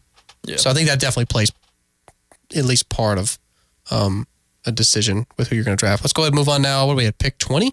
Yep. With the 20th pick, the Pittsburgh Steelers take Byron Murphy, cornerback, Washington. Give me some insight here. Yeah, I know I'm a interested. good bit about Washington guys, but you said the Pittsburgh Steelers need some cornerback help, and I Yeah. believe that's true. What do you see? They in, just need help. What do you see in Murphy? That honestly, The Steelers need help. they need a guy that can come in and not create a lot of drama. Yeah, I think Byron Murphy has great size, great ball skills. I think he's ideal for the Steelers. I think he makes sense, and especially what's coming of that league. Like, you have Baker Mayfield and all the weapons they have. They're going to have to find a cornerback at the Steelers if they want to at least, still challenge the Browns and stuff and still give them hard times. It's interesting because I think DeAndre Baker and Greedy Williams were the two foregone top two guys coming into this draft just a couple months ago when the college season got over. They were the top two guys graduating and leaving for the NFL. But you've got Murphy sliding above Baker. Yeah. You think just by a spot, you think Murphy's got him? Yep. Interesting. All right, got to go to another break. Be back in a few minutes. Got a few more picks in Jackson's draft. And then to close out the show, we'll be talking specifically about some Clemson guys, where they'll all end up. We'll be back in a few minutes. The Vault in downtown Greenville is the coolest retro fan apparel. Throwback gear from over 200 teams. NFL, MLB, NHL, NBA, and over 100 NCAA teams. Local gear from the Greenville Drive and Swamp Rabbits as well as defunct teams like the Greenville Braves. You'll find something you love at the Vault. Learn more at vaultretrosports.com and find us on Facebook and Instagram. Call 864-370-7850. The Vault, 213 North Main Street in downtown Greenville. Washington has come to its senses by reducing our tax burden. Now we can take advantage to reinvest in ourselves and our businesses to continue our economic growth. I'm George Jeffries with Metal Building Supply Company. It's a great time to start that business dream of yours or perhaps expand or refurbish your existing facilities. Come see us or call us at 864-295-0506. Talk with me or Kevin Brown about how we can help you. And God bless America. Brock here with Tom's Barbecue. Are you looking for somewhere for the family to enjoy time together over a nice meal or a place for the coworkers to grab a bite? My wife Beth and I have just the place for you. Our restaurant caters to the working lunch, family time, and everything in between. Nothing beats our 8 homemade sauces, made from scratch sides, and our low and slow southern smoked barbecue. Let Tom's Barbecue be your next lunch destination on the corner of Woodruff and Garlington in Greenville. And make sure to ask about our catering. I'm Eddie Bennett. We're blessed with a strong economy. The upstate is growing with companies expanding, relocating, and adding employees. If you're turning dirt on a new project or an expansion, chances are you need equipment to help get the job done. With locations in Greenville and Spartanburg, as well as our newest location in Seneca, Bennett Equipment and Supply is your Tarkeuchi source. And we rent and sell all sorts of tools to get the job done. Remember, when you need to rent it from Bennett. Former Clemson national champion Deshaun Watson wants to play football with you. Attend the Deshaun Watson Football Pro Camp. Kids in grades 1 through 8 can join former Clemson star on May the 18th at Clemson University's indoor-outdoor football practice facility. Register at watsoncamp.com. Deshaun will be on site and joined by area coaches to provide small group instruction on football fundamentals and fun. It's Deshaun Watson Football Pro Camp. Visit watsoncamp.com today. This is your key. Okay? It's official, y'all. It's official. Let us be the first to say, welcome home. Because Zillow is reimagining how people rent with a new shopping experience and the most rental properties, so you never miss out on a home you love. It's awesome. Zillow, reimagine the way home. Based on direct site comparisons. The 2019 blowout rolls on at George Coleman Ford, where SUVs cost less than travelers rest. Like a 2019 Explorer, suggested retail $40,905. Sale priced at just $34,999 plus tax and tag, and never any document fees at George Coleman Ford, where the 4th generation of Coleman's is taking great care of you. The 19 model blowout sale at George Coleman Ford, where SUVs cost less than travelers rest. Are you craving a juicy steak cooked just the way you want it? The Blue Heron in Clemson offers only the best selection of meats, sushi, sides, house-made pizza, drinks, and desserts. Join them for happy hour 7 days a week at the downstairs bar, open until midnight. Catch the game on big screen TVs with your friends. 405 College Avenue in Clemson. Call 864-653-3354 for reservations. Visit BlueHeronFood.com for full menu and more information. That's BlueHeronFood.com. And now, back to Jay, Bradley, and Evan.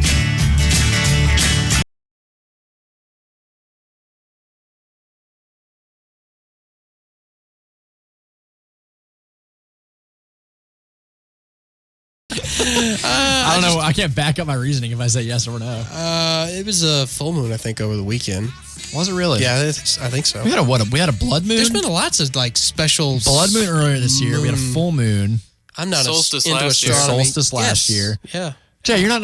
Dude, we took freshman year astronomy. How are you Dude, not that into was it? 4 years ago, man. Do you remember anything from that class? You know what I remember? And I'm going to get off this tangent quick, but you know what I remember about that class is that they let me take the class in the fall, but they wouldn't let me take the lab until the spring. That was ridiculous. So I got into the lab in the spring, and we're doing all these assignments that relate to the class, and I'm like, I haven't been on this. I haven't done this material in like 6 months. How am I Well, supposed to know our this? teacher was now fired from astronomy, which makes sense because he was never there to begin with. No, he taught the course from Online. Alabama. Sweet home. Okay, let's go ahead and finish up Jackson's mock draft. We're on, pick 21? So, Jackson, you just start rolling them. Yeah, so the 21st pick, I have the Seattle Seahawks taking DeAndre Baker, the cornerback out of Georgia. I think he's the one to replace Legion of Boom. I think he's kind of the start of it all because obviously they have to replace it. I think there's a lot of them gone. I think they don't have either one of those. I think Earl Everyone's Thomas. gone. Yeah, so you everyone's think gone. that's a guy that they can rebuild definitely. that vaunted secondary around because they're not. Yeah, there's nothing there. There's pretty nothing much there. anymore. Yeah. Can we take him out here? Your next 5 out of your next 6 picks are all from the SEC. Yeah. SEC's deep. So you got a 22. I had the Baltimore Ravens taking A.J. Brown, wide receiver out of Ole Miss. I think a lot of people are raving about DK Metcalf, but I don't think This'll he is be as interesting. complete a receiver as A.J. Brown is. I did think it was interesting that they made DK Metcalf, I think it was the Seahawks, take a physical.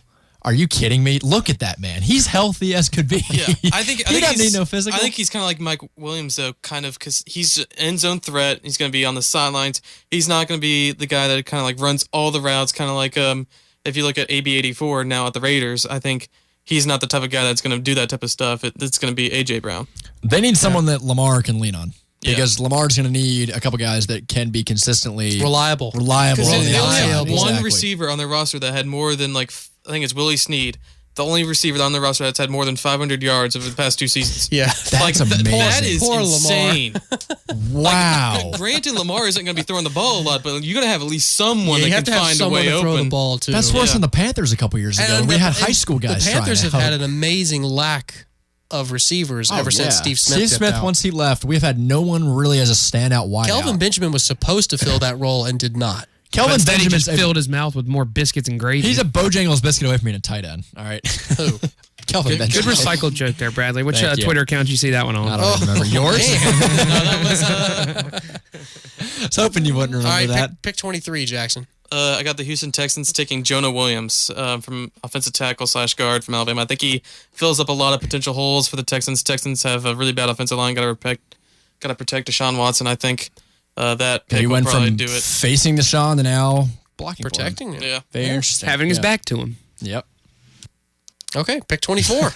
I got the Oakland Raiders selecting Josh Jacobs, running back at Alabama. I think he's the best running back in this draft class, easily, hands down. And I think from everything everyone's pretty much been hearing, I don't know if this is some of the smoke that John Gruden's trying to get out of his office and everything, but everyone's been saying Josh Jacobs running back to the Raiders pretty much. That's that he crazy is the guy that 'cause, they I need. mean, yeah. Benny Snell is available. Daryl Henderson's available. But Bryce Love. if you look at a guy that's going to be able to do like both things, like catch balls out of that backfield and run, like if you look at the top 2 or 3 running backs of the past 2-3 seasons, you got Le'Veon Bell, Saquon Barkley. catches and runs, Saquon Barkley catches and runs, and Alvin Christian Kamara. McCaffrey. And Yeah, Alvin McCaffrey. Kamara. Yeah. And It's Kamara. becoming a really big thing in the It's NFL. becoming an now. important, As a diverse running back, position. you need to be a fourth receiver pretty much on the field at all times. And so I think Josh Jacobs does that the best. And like you saw during the national championship game, he kind of did a couple nice little routes on us and was able to get a couple big catches. Jacobs was a 2-star recruit? I Coming think, into yeah, college? two-star or 2 or three-star. 3. Very underrated when he first got to Alabama. As a In running back and on going to scholar- Alabama too. On scholarship? I believe on scholarship, but Wow. with I think he got put on scholarship after he arrived. Okay. So So he got was gray shirted or preferred, something. preferred walk-on? in a group of tremendous running backs. I mean, there were Yeah. 3 or 4 guys there that easily could have taken that number 1 spot. Yeah. I don't even think did Jacob start last year? He was a main role player. I think Damian Harris was still at the I was gonna say, I don't think he ever started more than a couple games. Yeah, I think he That's started amazing. the playoff games mainly because he was more of a two-way threat, be Hey. able to do something. How to get combine, I'm sure. That'll do it.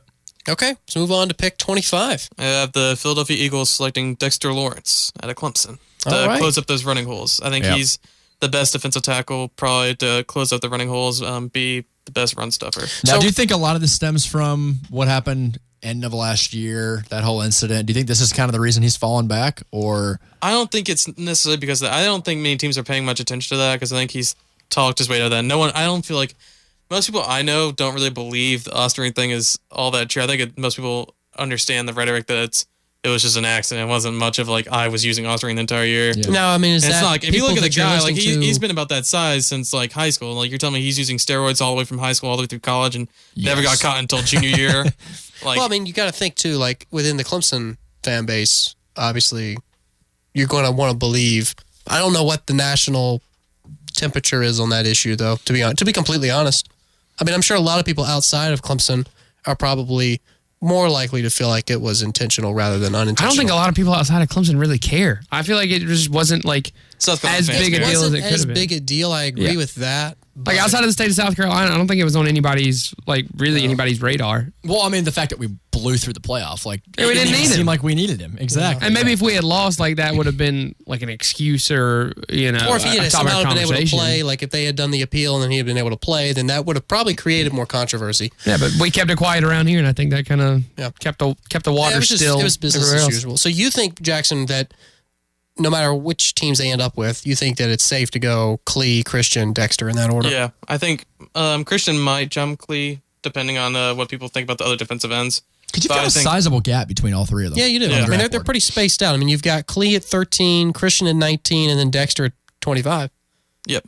So, I mean, not bad. Get 3 players from the same D line in the first round. Yeah. No matter where they get picked. That's impressive. I think that would tie some sort of record. I think there's one team prior that's had 3 guys from their D line drafted in the first round. I don't know how many players Clemson has had drafted in the first round. At most 1 or 2. I mean, it can't be more than. Yeah. You talking about like ever or just each year? I think the most players Clemson's ever had drafted is 7. I want to say it's 7 players in the NFL draft in 1 year. I think that's their record. Yeah, it might be 7. So. But in the first round in general, they've never had more than 1 or 2. No. I mean, never. No, they had 2 a couple years ago with Mike Williams and Deshaun Watson. That's true. Yeah, but just recently. But never 3. Yeah. Never 3 that I know of. No, now, I think 26, you've got a steal here. Ooh, yeah, 26. I think you got DK Metcalf to the Indianapolis Colts. I think they need a tall receiver, not going to be like the main principal wide receiver like they have T.Y. Hilton.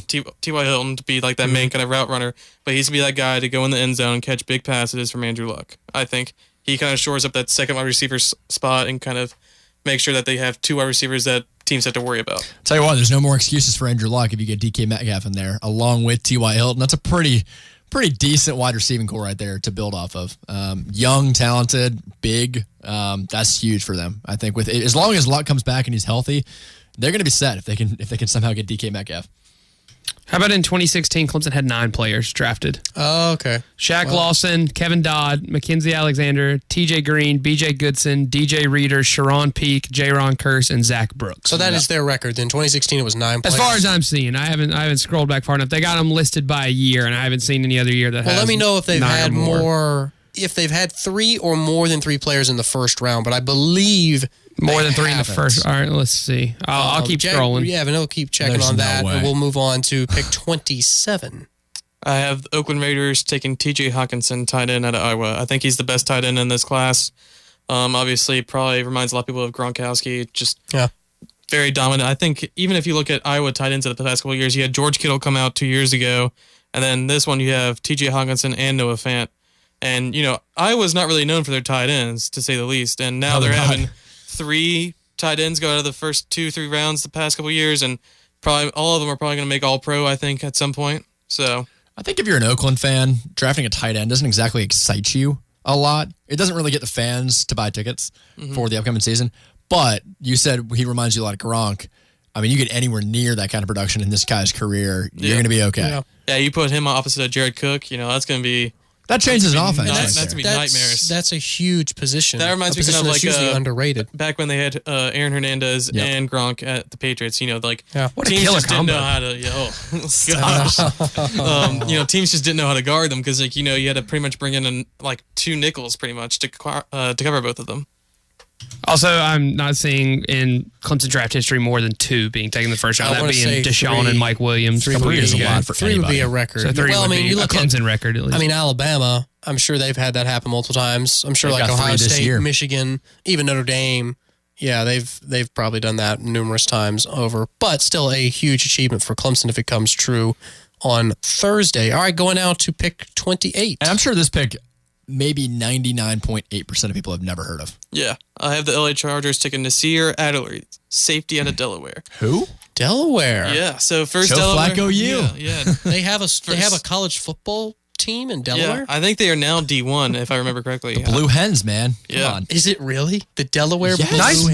mascot call out there, Bradley. That Job was well a good done. plug. As the resident mascot expert, I am Blue proud and of you. yellow, Did you man. know that, or I were knew you that. looking No, I at it? absolutely know that. Uh-huh. I'm looking at Jackson's list here. He has no mascots listed on there. Okay, wow. The But, Delaware Blue Hens. Adderley is the best safety in this class, pretty much is a consensus like among all the draft experts. And so I think he goes to the Chargers. I think since Trey Boston left, he used to play for the Panthers. I think he left a year ago, and so I think they need to fill in that safety spot. I think that's good to see. You see guys from small schools like that really can get drafted really highly. That gives you some hope. If you go to a small school, get invited to the combine, you can make a name for yourself. I mean, we've seen, the freaking Patriots have so many guys on their team that never played in the Power 5 or that played you at had like this D2 interesting schools. nugget, Jackson, about, this would be the first Delaware player since Joe Flacco to go first round. And you look at all Flacco's accomplished he did Won win a a Super Super Bowl. Was overpaid, Is Joe tremendously Flacco overpaid. elite, though? Is Joe Flacco elite? No, he's not elite, and he's very much overpaid. He is very much elite. But Very elite. still won a Super Bowl.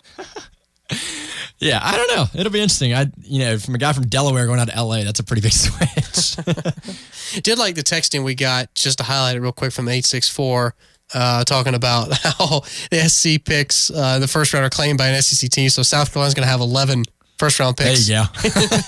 This year's draft. I just responded. I said, I guess they got to claim something. Yeah. That's a good quip there. We'll move on now. What do we got? 29? 29, yeah. I got the Chiefs taking Jonathan Abram, safety out of Mississippi State. Or as you have it on here, Mississippi State. Yeah. M-I, humpback, I, humpback, I, cricket, I.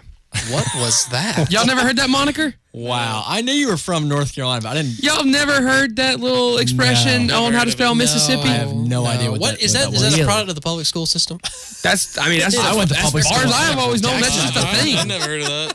That's just how you remember how to spell Mississippi. Say it again. I'm M-I, and I might have my humpbacks and crickets because confused here. the S is not the same as a P. So No, it's not, but it's M-I, humpback, I, humpback, I, cricket, How does I. humpback and humpback S? Humpbacks are the S's. I don't know. Humpback But because you of an said S. humpback, I, humpback. M-I-S-S-I-S-S-I-P-P-I. Mississippi. That's how it's spelled. That's how you remember how to spell it. That's and a thing. Cricket? Yeah, because I guess a P looks like a cricket. I don't know. I didn't make More the like thing a up. snail, if you ask me, but okay. Well, whatever it helps you remember how many S's and So P's in Jonathan order to put in Allen- Mississippi. Jonathan Abrams. That's a thing. I promise it is. I think Tell he's us the about best him. I'll strong believe you. safety in this draft class. I think he replaces Eric Berry because Eric Berry, they decided not to re-sign him. I think he goes somewhere else. I think a lot of people were saying he might go to the Browns. I don't know if that's going to happen or not. Interesting, you but- got two safeties back to back. Yeah. And Nasir and then Jonathan. And a lot of these teams you're going to see in the bottom four right here don't have any deliberate needs. They don't have many gaps to fill. They're just looking for some depth, some stability going forward. And who knows, you might find a diamond in the rough. Yeah. Now, this next team, though, I don't think applies to that. But No, pick 30. I have the Green Bay Packers selecting Noah Fant, tight end out of Iowa. I think they need a tight end badly. They do. Yes. And I think Noah Fant is probably the second best tight end in this class, and I think he goes to Both the tight Packers. from from Iowa. Not a bad Both second tight option. ends from Yeah. Iowa. Yeah, they Which is need very a surprising. replacement for Jermichael Finley. I mean, he's been gone for a while now, and Rodgers just hasn't had that kind of guy to fill that void at tight end. They need that badly. Okay, last two picks. I think the LA Rams select Garrett Bradbury, offensive guard / center at NC State. I think that kind of shores up a lot of the holes they had in offensive line, and Bradbury's the best here, especially for that interior offensive line spot. Don't usually see a center going in the first round. You do not, but I mean, for a team like the Rams, like we said before, like that just made a Super Bowl run, try to get someone to back him up. Yeah, first guy to NC State we've seen on here. I think the only you got Florida State, the only non-team named Clemson that was out of the ACC that had a pick here. Well, I think going back to like his position, obviously offensive guard center, I mean, it's important to have continuity and consistency at that position in the NFL. And if you get a guy who, can stick around for 6, 8, 10 years, then that may give you long-term stability on your offensive line. Yeah. All right, last pick. Who you got? I got New England Patriots selecting Akeem Butler, wide receiver at Iowa State. I think it could also go Marquise Brown, Hollywood Brown, however you want to say it, out of Oklahoma. I think, obviously Bill Belichick keeps his cards close to his chest. He's not going to let anyone really know, like, what his ideas are or what about. So obviously to replace Hogan and a couple other wide receivers that they've lost over the years. And so they also have possibly moving up and trying to take a tight end, maybe if they want to get one of those big tight ends to replace Gronk. So get a guy out of the Big 12 if you're going to take a wide receiver. That's all I'm saying. Take a guy, like you said, with Marquise Brown or maybe Hakeem Butler. They know how to catch the ball. They know that they are really good at it. And the Patriots, like you said, they need a wide receiver. Well, that's the first round of Jackson's mock draft. I can't wait to see the whole 253, 254 We pick. got 6 more hours. Yeah, no, we don't. But we will, after this final commercial break, talk about some specific Clemson players, where they may end up, and then also looking at other notable college players in the draft and maybe some potential big movers. But Jackson, we appreciate you putting together that draft board and giving us your insight on who goes where and when. No problem. What is your prediction? How many do you think you get right? What percentage? Yeah, you got 50% last year. If I had to put money on it, I'd probably put about $50 saying I get at least 30%. 30%? Wow. Yeah. I'm saying 30% in the spot. Teams might draft, move up and draft that player at that spot, but I think 30% right at that number, I think that player goes. 30%. Bold man. I could give you that. I might switch. Let's see you shake on it right now. I might switch a few around and see if I can change up your luck a little bit. Maybe get 40%. Yeah. All right, last break of the show. We'll be back in a few minutes to wrap everything up. Stick around. Hi, I'm Dabo Sweeney. One of the things that makes me proudest about being the head coach at Clemson is participating in the most exciting 25 seconds of college football, running down the hill after rubbing Howard's Rock. The roar from the crowd is deafening. Even though Howard's Rock is one of Clemson's most prized possessions, most of the time it sits all alone. That's why we depend on Priority One Security's video surveillance to keep Howard's Rock safe and secure. See us on the web at PriorityOneSecurity.com. That's priority, the number one, security.com. Warmer weather is right around the corner, and that means it's time for you to schedule your seasonal AC checkup with my friends at Carolina Heating Service. Don't wait till the heat is here. Be prepared. The last thing you want to do is sweating inside your own home because your AC unit decided to not turn on. Let Carolina Heating Service prevent that from happening with a factory fresh tune-up. They service all makes and models. Give them a call at 864-232-5684 to stay comfortable all spring and summer long. When a loved one is facing Alzheimer's or other forms of dementia, it can be difficult to know what to do. Dominion Senior Living will bring you peace of mind by providing your loved one with a specialized care plan, top-notch community support, and the warm southern charm you've been looking for. Dominion Senior Living's memory care program is designed to weave a person's life history, skills, interests, and routine into a personalized care plan with their specific needs in mind. Visit DominionSeniorLiving.com for more information. When you need catering, you need Your Pie of Clemson.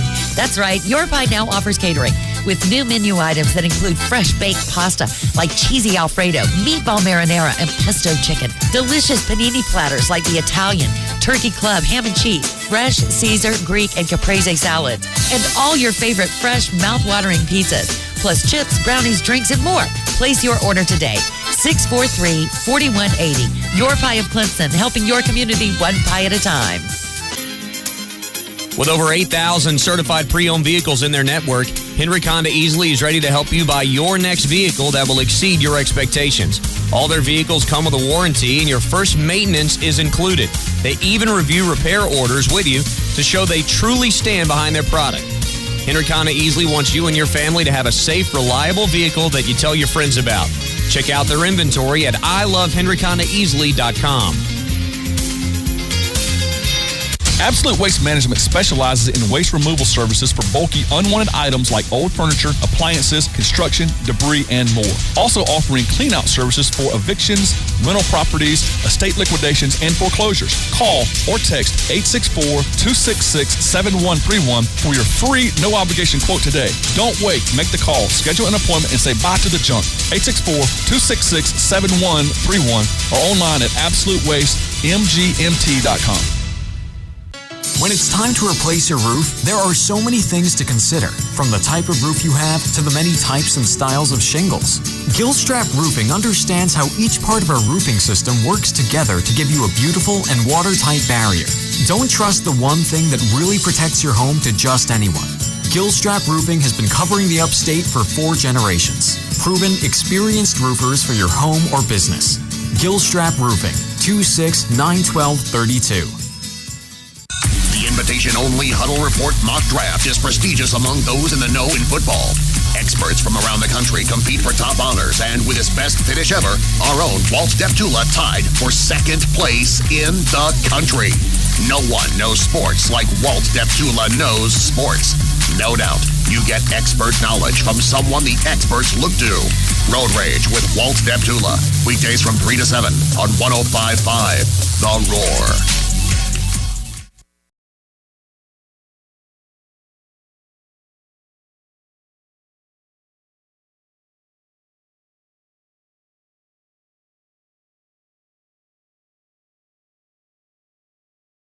AFR that we will have. Obviously, this is the last week of classes, and then exam week for us is this coming week. Then we got a little bit of free time the week after that because our graduation ceremony's not till Thursday. Yeah, or Friday. we'll have to see what the schedule allows. But as far as we know, we'll be on air for at least a couple more times. Obviously, we want to thank everyone at the station who has provided us this opportunity, allowed us to jump on air for a couple hours. Ben Milstead, Deborah Jones, John Hype putting up with us all summer for the last Sticking two around semesters. whenever we need him. Sitting around when things go wrong. So much support, and they've been so gracious to let us come in, use the studio, and kind of let's really do our thing.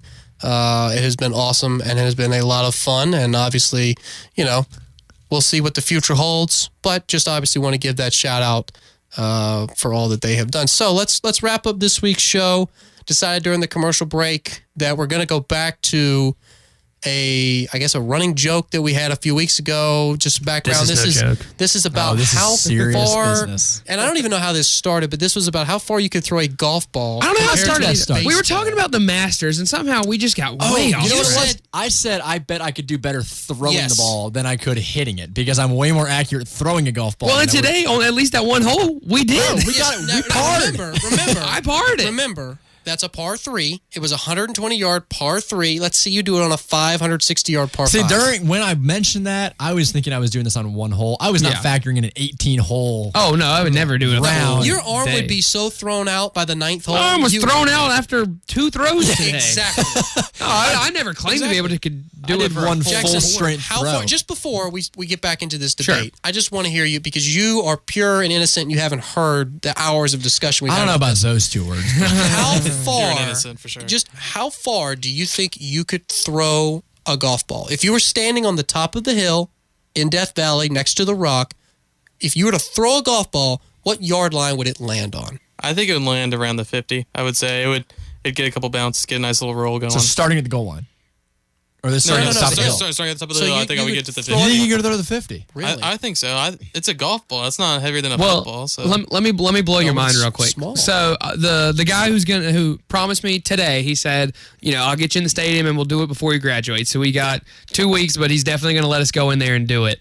He said that there was, And we will Instagram live. Oh, absolutely. Oh yeah, and we're going to talk about For it. anyone interested, yes, we will have We this will talk on about it. social media. Was talking to him today, and he said that there's a kid that works with him over in athletics facilities. The guys that not only are like painting the fields and grounds crew mowing, guys. but those guys.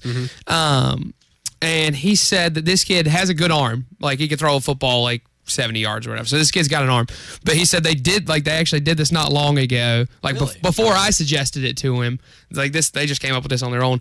And he said that on the west end zone side of the stadium, this kid threw the golf ball from the back of the end zone on the west end zone side, and including the bounce and the roll, so where the ball officially came to a stop, I'll let y'all guess how far he threw it.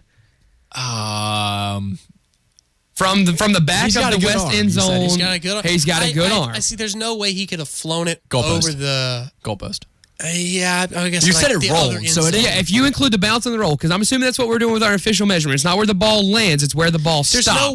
There's no way the guy got it up the hill on the far side. So If I'll you give said him it rolled- the end zone. Tell me it went over the hill. I wish. No, it did go into the end zone. The ball stopped, but So that's still 125 yards that he like after the bounce and roll. Like that ball covered Now, 125 how far yards. do you think it bounced and rolled? Did he ever say? I mean, He said it was hard to tell where the ball landed because of course they were all in the west end zone, but it was probably around the 10 or 15. 85 yards. So like it would have bounced and rolled like your normal 10 yards or so, like it does in the fairway. I mean, our ball today that we threw at Woodhaven bounced probably Yeah, so Bradley and I have a golf class, and we go play golf every Monday. So after we played our 9 holes today, on the first hole, I said, "Hey, Bradley, in case we don't get into the stadium at some point, let's just go ahead and take a video and let's throw it from the tee box, and we'll play this hole, and we'll see not only how far can we throw it, but how many throws or rolls would it take to get the ball in the hole." And we, for the most part, Bradley had a couple that went a little bit farther than mine did because he's got a better arm than I do. Yeah. But we put it, I'd say, right there around the green, and then the next tallest would have been the equivalent of just a little pitch shot, with your pitching wedge onto the green. Which I left brutally short. This is you chipping. And then a short roll into the hole. You can't chip. Yeah, my arm was still tingling from throwing that ball earlier. That's my argument to counter what you said, Bradley, about you could score better on 18 by throwing it. When you factor in those par 4s, par 5s, I mean, unlikely. You would take out the bad shots, likely, because most of the throws I can throw it a lot straighter than I can get it. If you're hitting the ball out of bounds, then you may very well be competitive with what you would score if you were playing actual. Yeah, that's what I'm saying. You're not, or you're probably underestimating the number of balls I shake into the woods and forget about and act like those didn't happen. You should see how many balls this guy has in his bag, just in case he has a brutal round. I have a separate. About Jackson? Or are we talking about me? Evan? Because I played golf with Jackson on Saturday. How many balls did you lose at Walker on Saturday? If you're talking about plus minus, I find some of them. I've No. You find, his thing is I only lost 3 balls today because I found 7. I only lost 1 ball. Because I lost 4, then I found 3. I was gonna say it's all about in the context, because if I shank 8 balls into the woods, but I find 9 balls while I look for my 8, I gained a ball in the grand scheme of things. How far do you think Trevor Lawrence could throw a golf ball? That's the thing. All right, so he's got a strong arm. Because that's somebody, or Cam Newton. How far do you... Because my thing is still, because it's small, like you said, the grip, you're not going to be able to... we didn't have a problem with that at all. After a couple times. After me one or well, two your first throw, you did admit that the grip kind of slipped or whatever. But as long as you hold it like you're throwing a 2 or 4 seam fastball, I also think baseball players would have a much better chance. Because the throwing motion of a football is a little bit different than throwing a golf ball. I mean, you ever watched a football player throw out the first pitch at a baseball game? It's a completely different throwing motion. The mechanics are all different. So you need a baseball player. You need a Bryce Harper, an outfielder. So you do at least admit that it initially was a little bit weird to get used to. I was in the back of my head, I was thinking, I got to do this for Jay. I got to shut him up. So I let it fly, dude. I was letting it rip. So I tried about as hard as I could. It's funny, your golf throw was real similar to your golf shot off the tee, and that it just fades left a little bit. It was not a straight line at all. Yeah, especially when you throw from that far of a distance. Now, did you get a running start? We got a crow hop. Yeah, so I mean, if you... that's not a count. You throwing it flat-footed? I think you have to flat-footed. First of all, I'll be in the hospital next day with Tommy John surgery. My arm's going to be 5 feet in front Second of all, that's not how anyone would throw a baseball if they were trying to throw it. Okay, throw it like a baseball. Throw it like you're... That's what we did. A crow hopping. Yeah. Yeah, if you were seeing how far you could throw literally any other ball, you would get a little hoppity skip I'm not saying or a little stand there throw. like your feet are stuck to the ground, but you can't get a 5-yard running... You're not kicking a football. No, I mean, but you get a crow hop. It's done. I don't have the space for that because I'm on the top of the hill and there's not a whole lot of No, if you run off the end of the hill, you're just going to fall down the hill. I mean, if I throw the ball hard enough that I end up throwing myself down the hill and I roll, but that ball gets past the 50, mission accomplished. I don't even care. That'd make for an epic video. Bradley's original thing was he could throw it to the opposite 20. And I was like, I don't think you could get it past the 50. So he's kind of now at the point where he feels like he can get it to the 50, maybe not the 20, but he feels like in the air, he can get it past the 50. I think I underestimated how far that hill is at first when I said that. The hill's probably 30 to 40 yards from the bottom of the end zone. I mean, you got to run down there. It's a good ways. You're gonna if you throw it from the hill to the midfield. I still think it's gonna be an 80, 90 yard throw. That's a pretty solid. That's a long way. That's pretty impressive though. I mean, if you factor that in from the other end zone, we have the elevation change. Remember, the elevation change helps you. It does help. And I did find that today when we were throwing on the golf course. I threw a couple line drives to skip down there, but obviously I didn't get nearly the distance I was looking for. Well, again, if you count the bounce and the roll, then the way you throw it, you take that into account because obviously you swing different golf clubs for different shots. If you want to hit one that doesn't bounce or roll, then you hit a club with a more of a loft that hits the ball straight up and comes straight down. Whereas with your driver, that's a straight line as far as you can get it. Yeah, I want to take a baseball out there too, just to compare. Between the two, how much of a difference is there really? Because I bet from that first tee box at Woodhaven, you could probably throw a baseball over the green. Oh, I could hit the second hole. Not the green, but the fairway of it. The fairway, the second hole. For sure. What's the longest hole at Woodhaven? The 210 yards. Somewhere, depending on where the pin is. It's just 9 holes, right? Just 9 hole par 3. 9 hole par 3. Yeah, fun little course, by the way. It is very nice, actually. Yeah. Bradley and I already have plans to go play next week. Do y'all have y'all's classes done, correct? After today. Well, after last week, technically, yeah. Today was optional. You can show up and just play for free. But he said next week if we come, since we're still in the class and the semester's not over, it'd be $5 to play 9. That's not. And you walk it, right? I imagine. Yeah, we walk. I mean, you can get a cart, but for only 9 holes and to cover, just a couple hundred yards, there's no point. Probably gonna take more than an hour and a half. It took us about 2 today, I think, but we were also like taking our time and obviously goofing around, throwing off the first tee after waiting we for the 9. others to finish as well. Is it that busy out there on a Monday? No, we were just playing behind a group of 3 that was taking forever. Well, which one of them had a friend of ours. It was Robert. Yeah. Yeah. So, Robert, we were playing behind him. He took his time. Yeah. So if it was just the 2 of us and nobody in front of us, then it'd be less than 2-hour ordeal easily. Yeah. So Jackson, you're still going with, you could throw it 60 yards? 60. I don't know, dude. Is your arm that good? 25? Oh yeah, dude, it's super strong. See, you say that every time you know that something's not right. We'll figure it out. I think we'll have to have at least 2 throws because we'll have to do our original from the top of the hill, but I think we also go down on the field and see how far just on a flat surface we can throw it too. With the I'll bounce try rules throwing it flat-footed just for kicks. Just to see. mean, throwing it flat-footed, you're obviously not going to get the distance. Sure, I completely understand. Yeah, that. Yeah. But I still think you're overestimating how far you can actually throw this thing. I can't wait to hit the 20 and prove you wrong, man. Man, if you throw it from the hill all the way to the opposite 20-yard line, Monty even Lee with it on the roll, I'd be so impressed. The roll is 10 yards, 10 to 15 yards. Oh, so I would have to. So you'd have to hit about the 40. Probably I'd close have to to hit about 20, the 40 honestly, on the roll. The roll, if the grass is like, Which it should be dry and it's firm, you're gonna get some serious bounce. I can't wait for this. When are we going to do this? Do we have a certain date yet? Yeah, we don't have a specific day or time, but he did say sometime before we graduate. It'll definitely happen. Nice. So we graduate in... Keep your calendars clear for the next, 14, 15, 16, 18 days if you graduate on Thursday, 19, I think that's right. Look at that math. That is the Clemson education going to good use. Right? Comm major, baby. I hadn't taken a math class since fall of freshman year. What were you tutoring for this afternoon in the ASC? You tutor over there. Yeah, differential equations, multivariable calculus, and advanced statistics. Those words mean nothing to me. My goodness. Well, that means about as much as MI, cricket. You start your new job in Charlotte right after graduation? June 10th. And you will be doing... You get a month. Actuary. Whoa, that word means nothing to me either. It's okay, man. That's... it pays the bills. Yeah, it's got to be a lucrative profession, so... You looking forward to it, though? I'm looking forward to it. That's good. As long as you're doing something you enjoy, that's always... You going to try to get better at golf while you're at it? You better. You're in business, man. I gotta try, man. I suck, man. I'm right there with you. Why do you think I took the golf? I played with him on Saturday, and it's... hey, I carried us. I got a couple good putts and chips. A couple good putts. Man, I knew what I was going to be able to contribute at, and I did it. I was going to say, if you can get me close to the green, I'm decent, but it's the getting to the green that's the hardest part. All right, out of time. Always fun bringing another edition of After Further Review. Thanks so much to Jackson for joining us. For Evan, Bradley, and myself, we'll see you next time.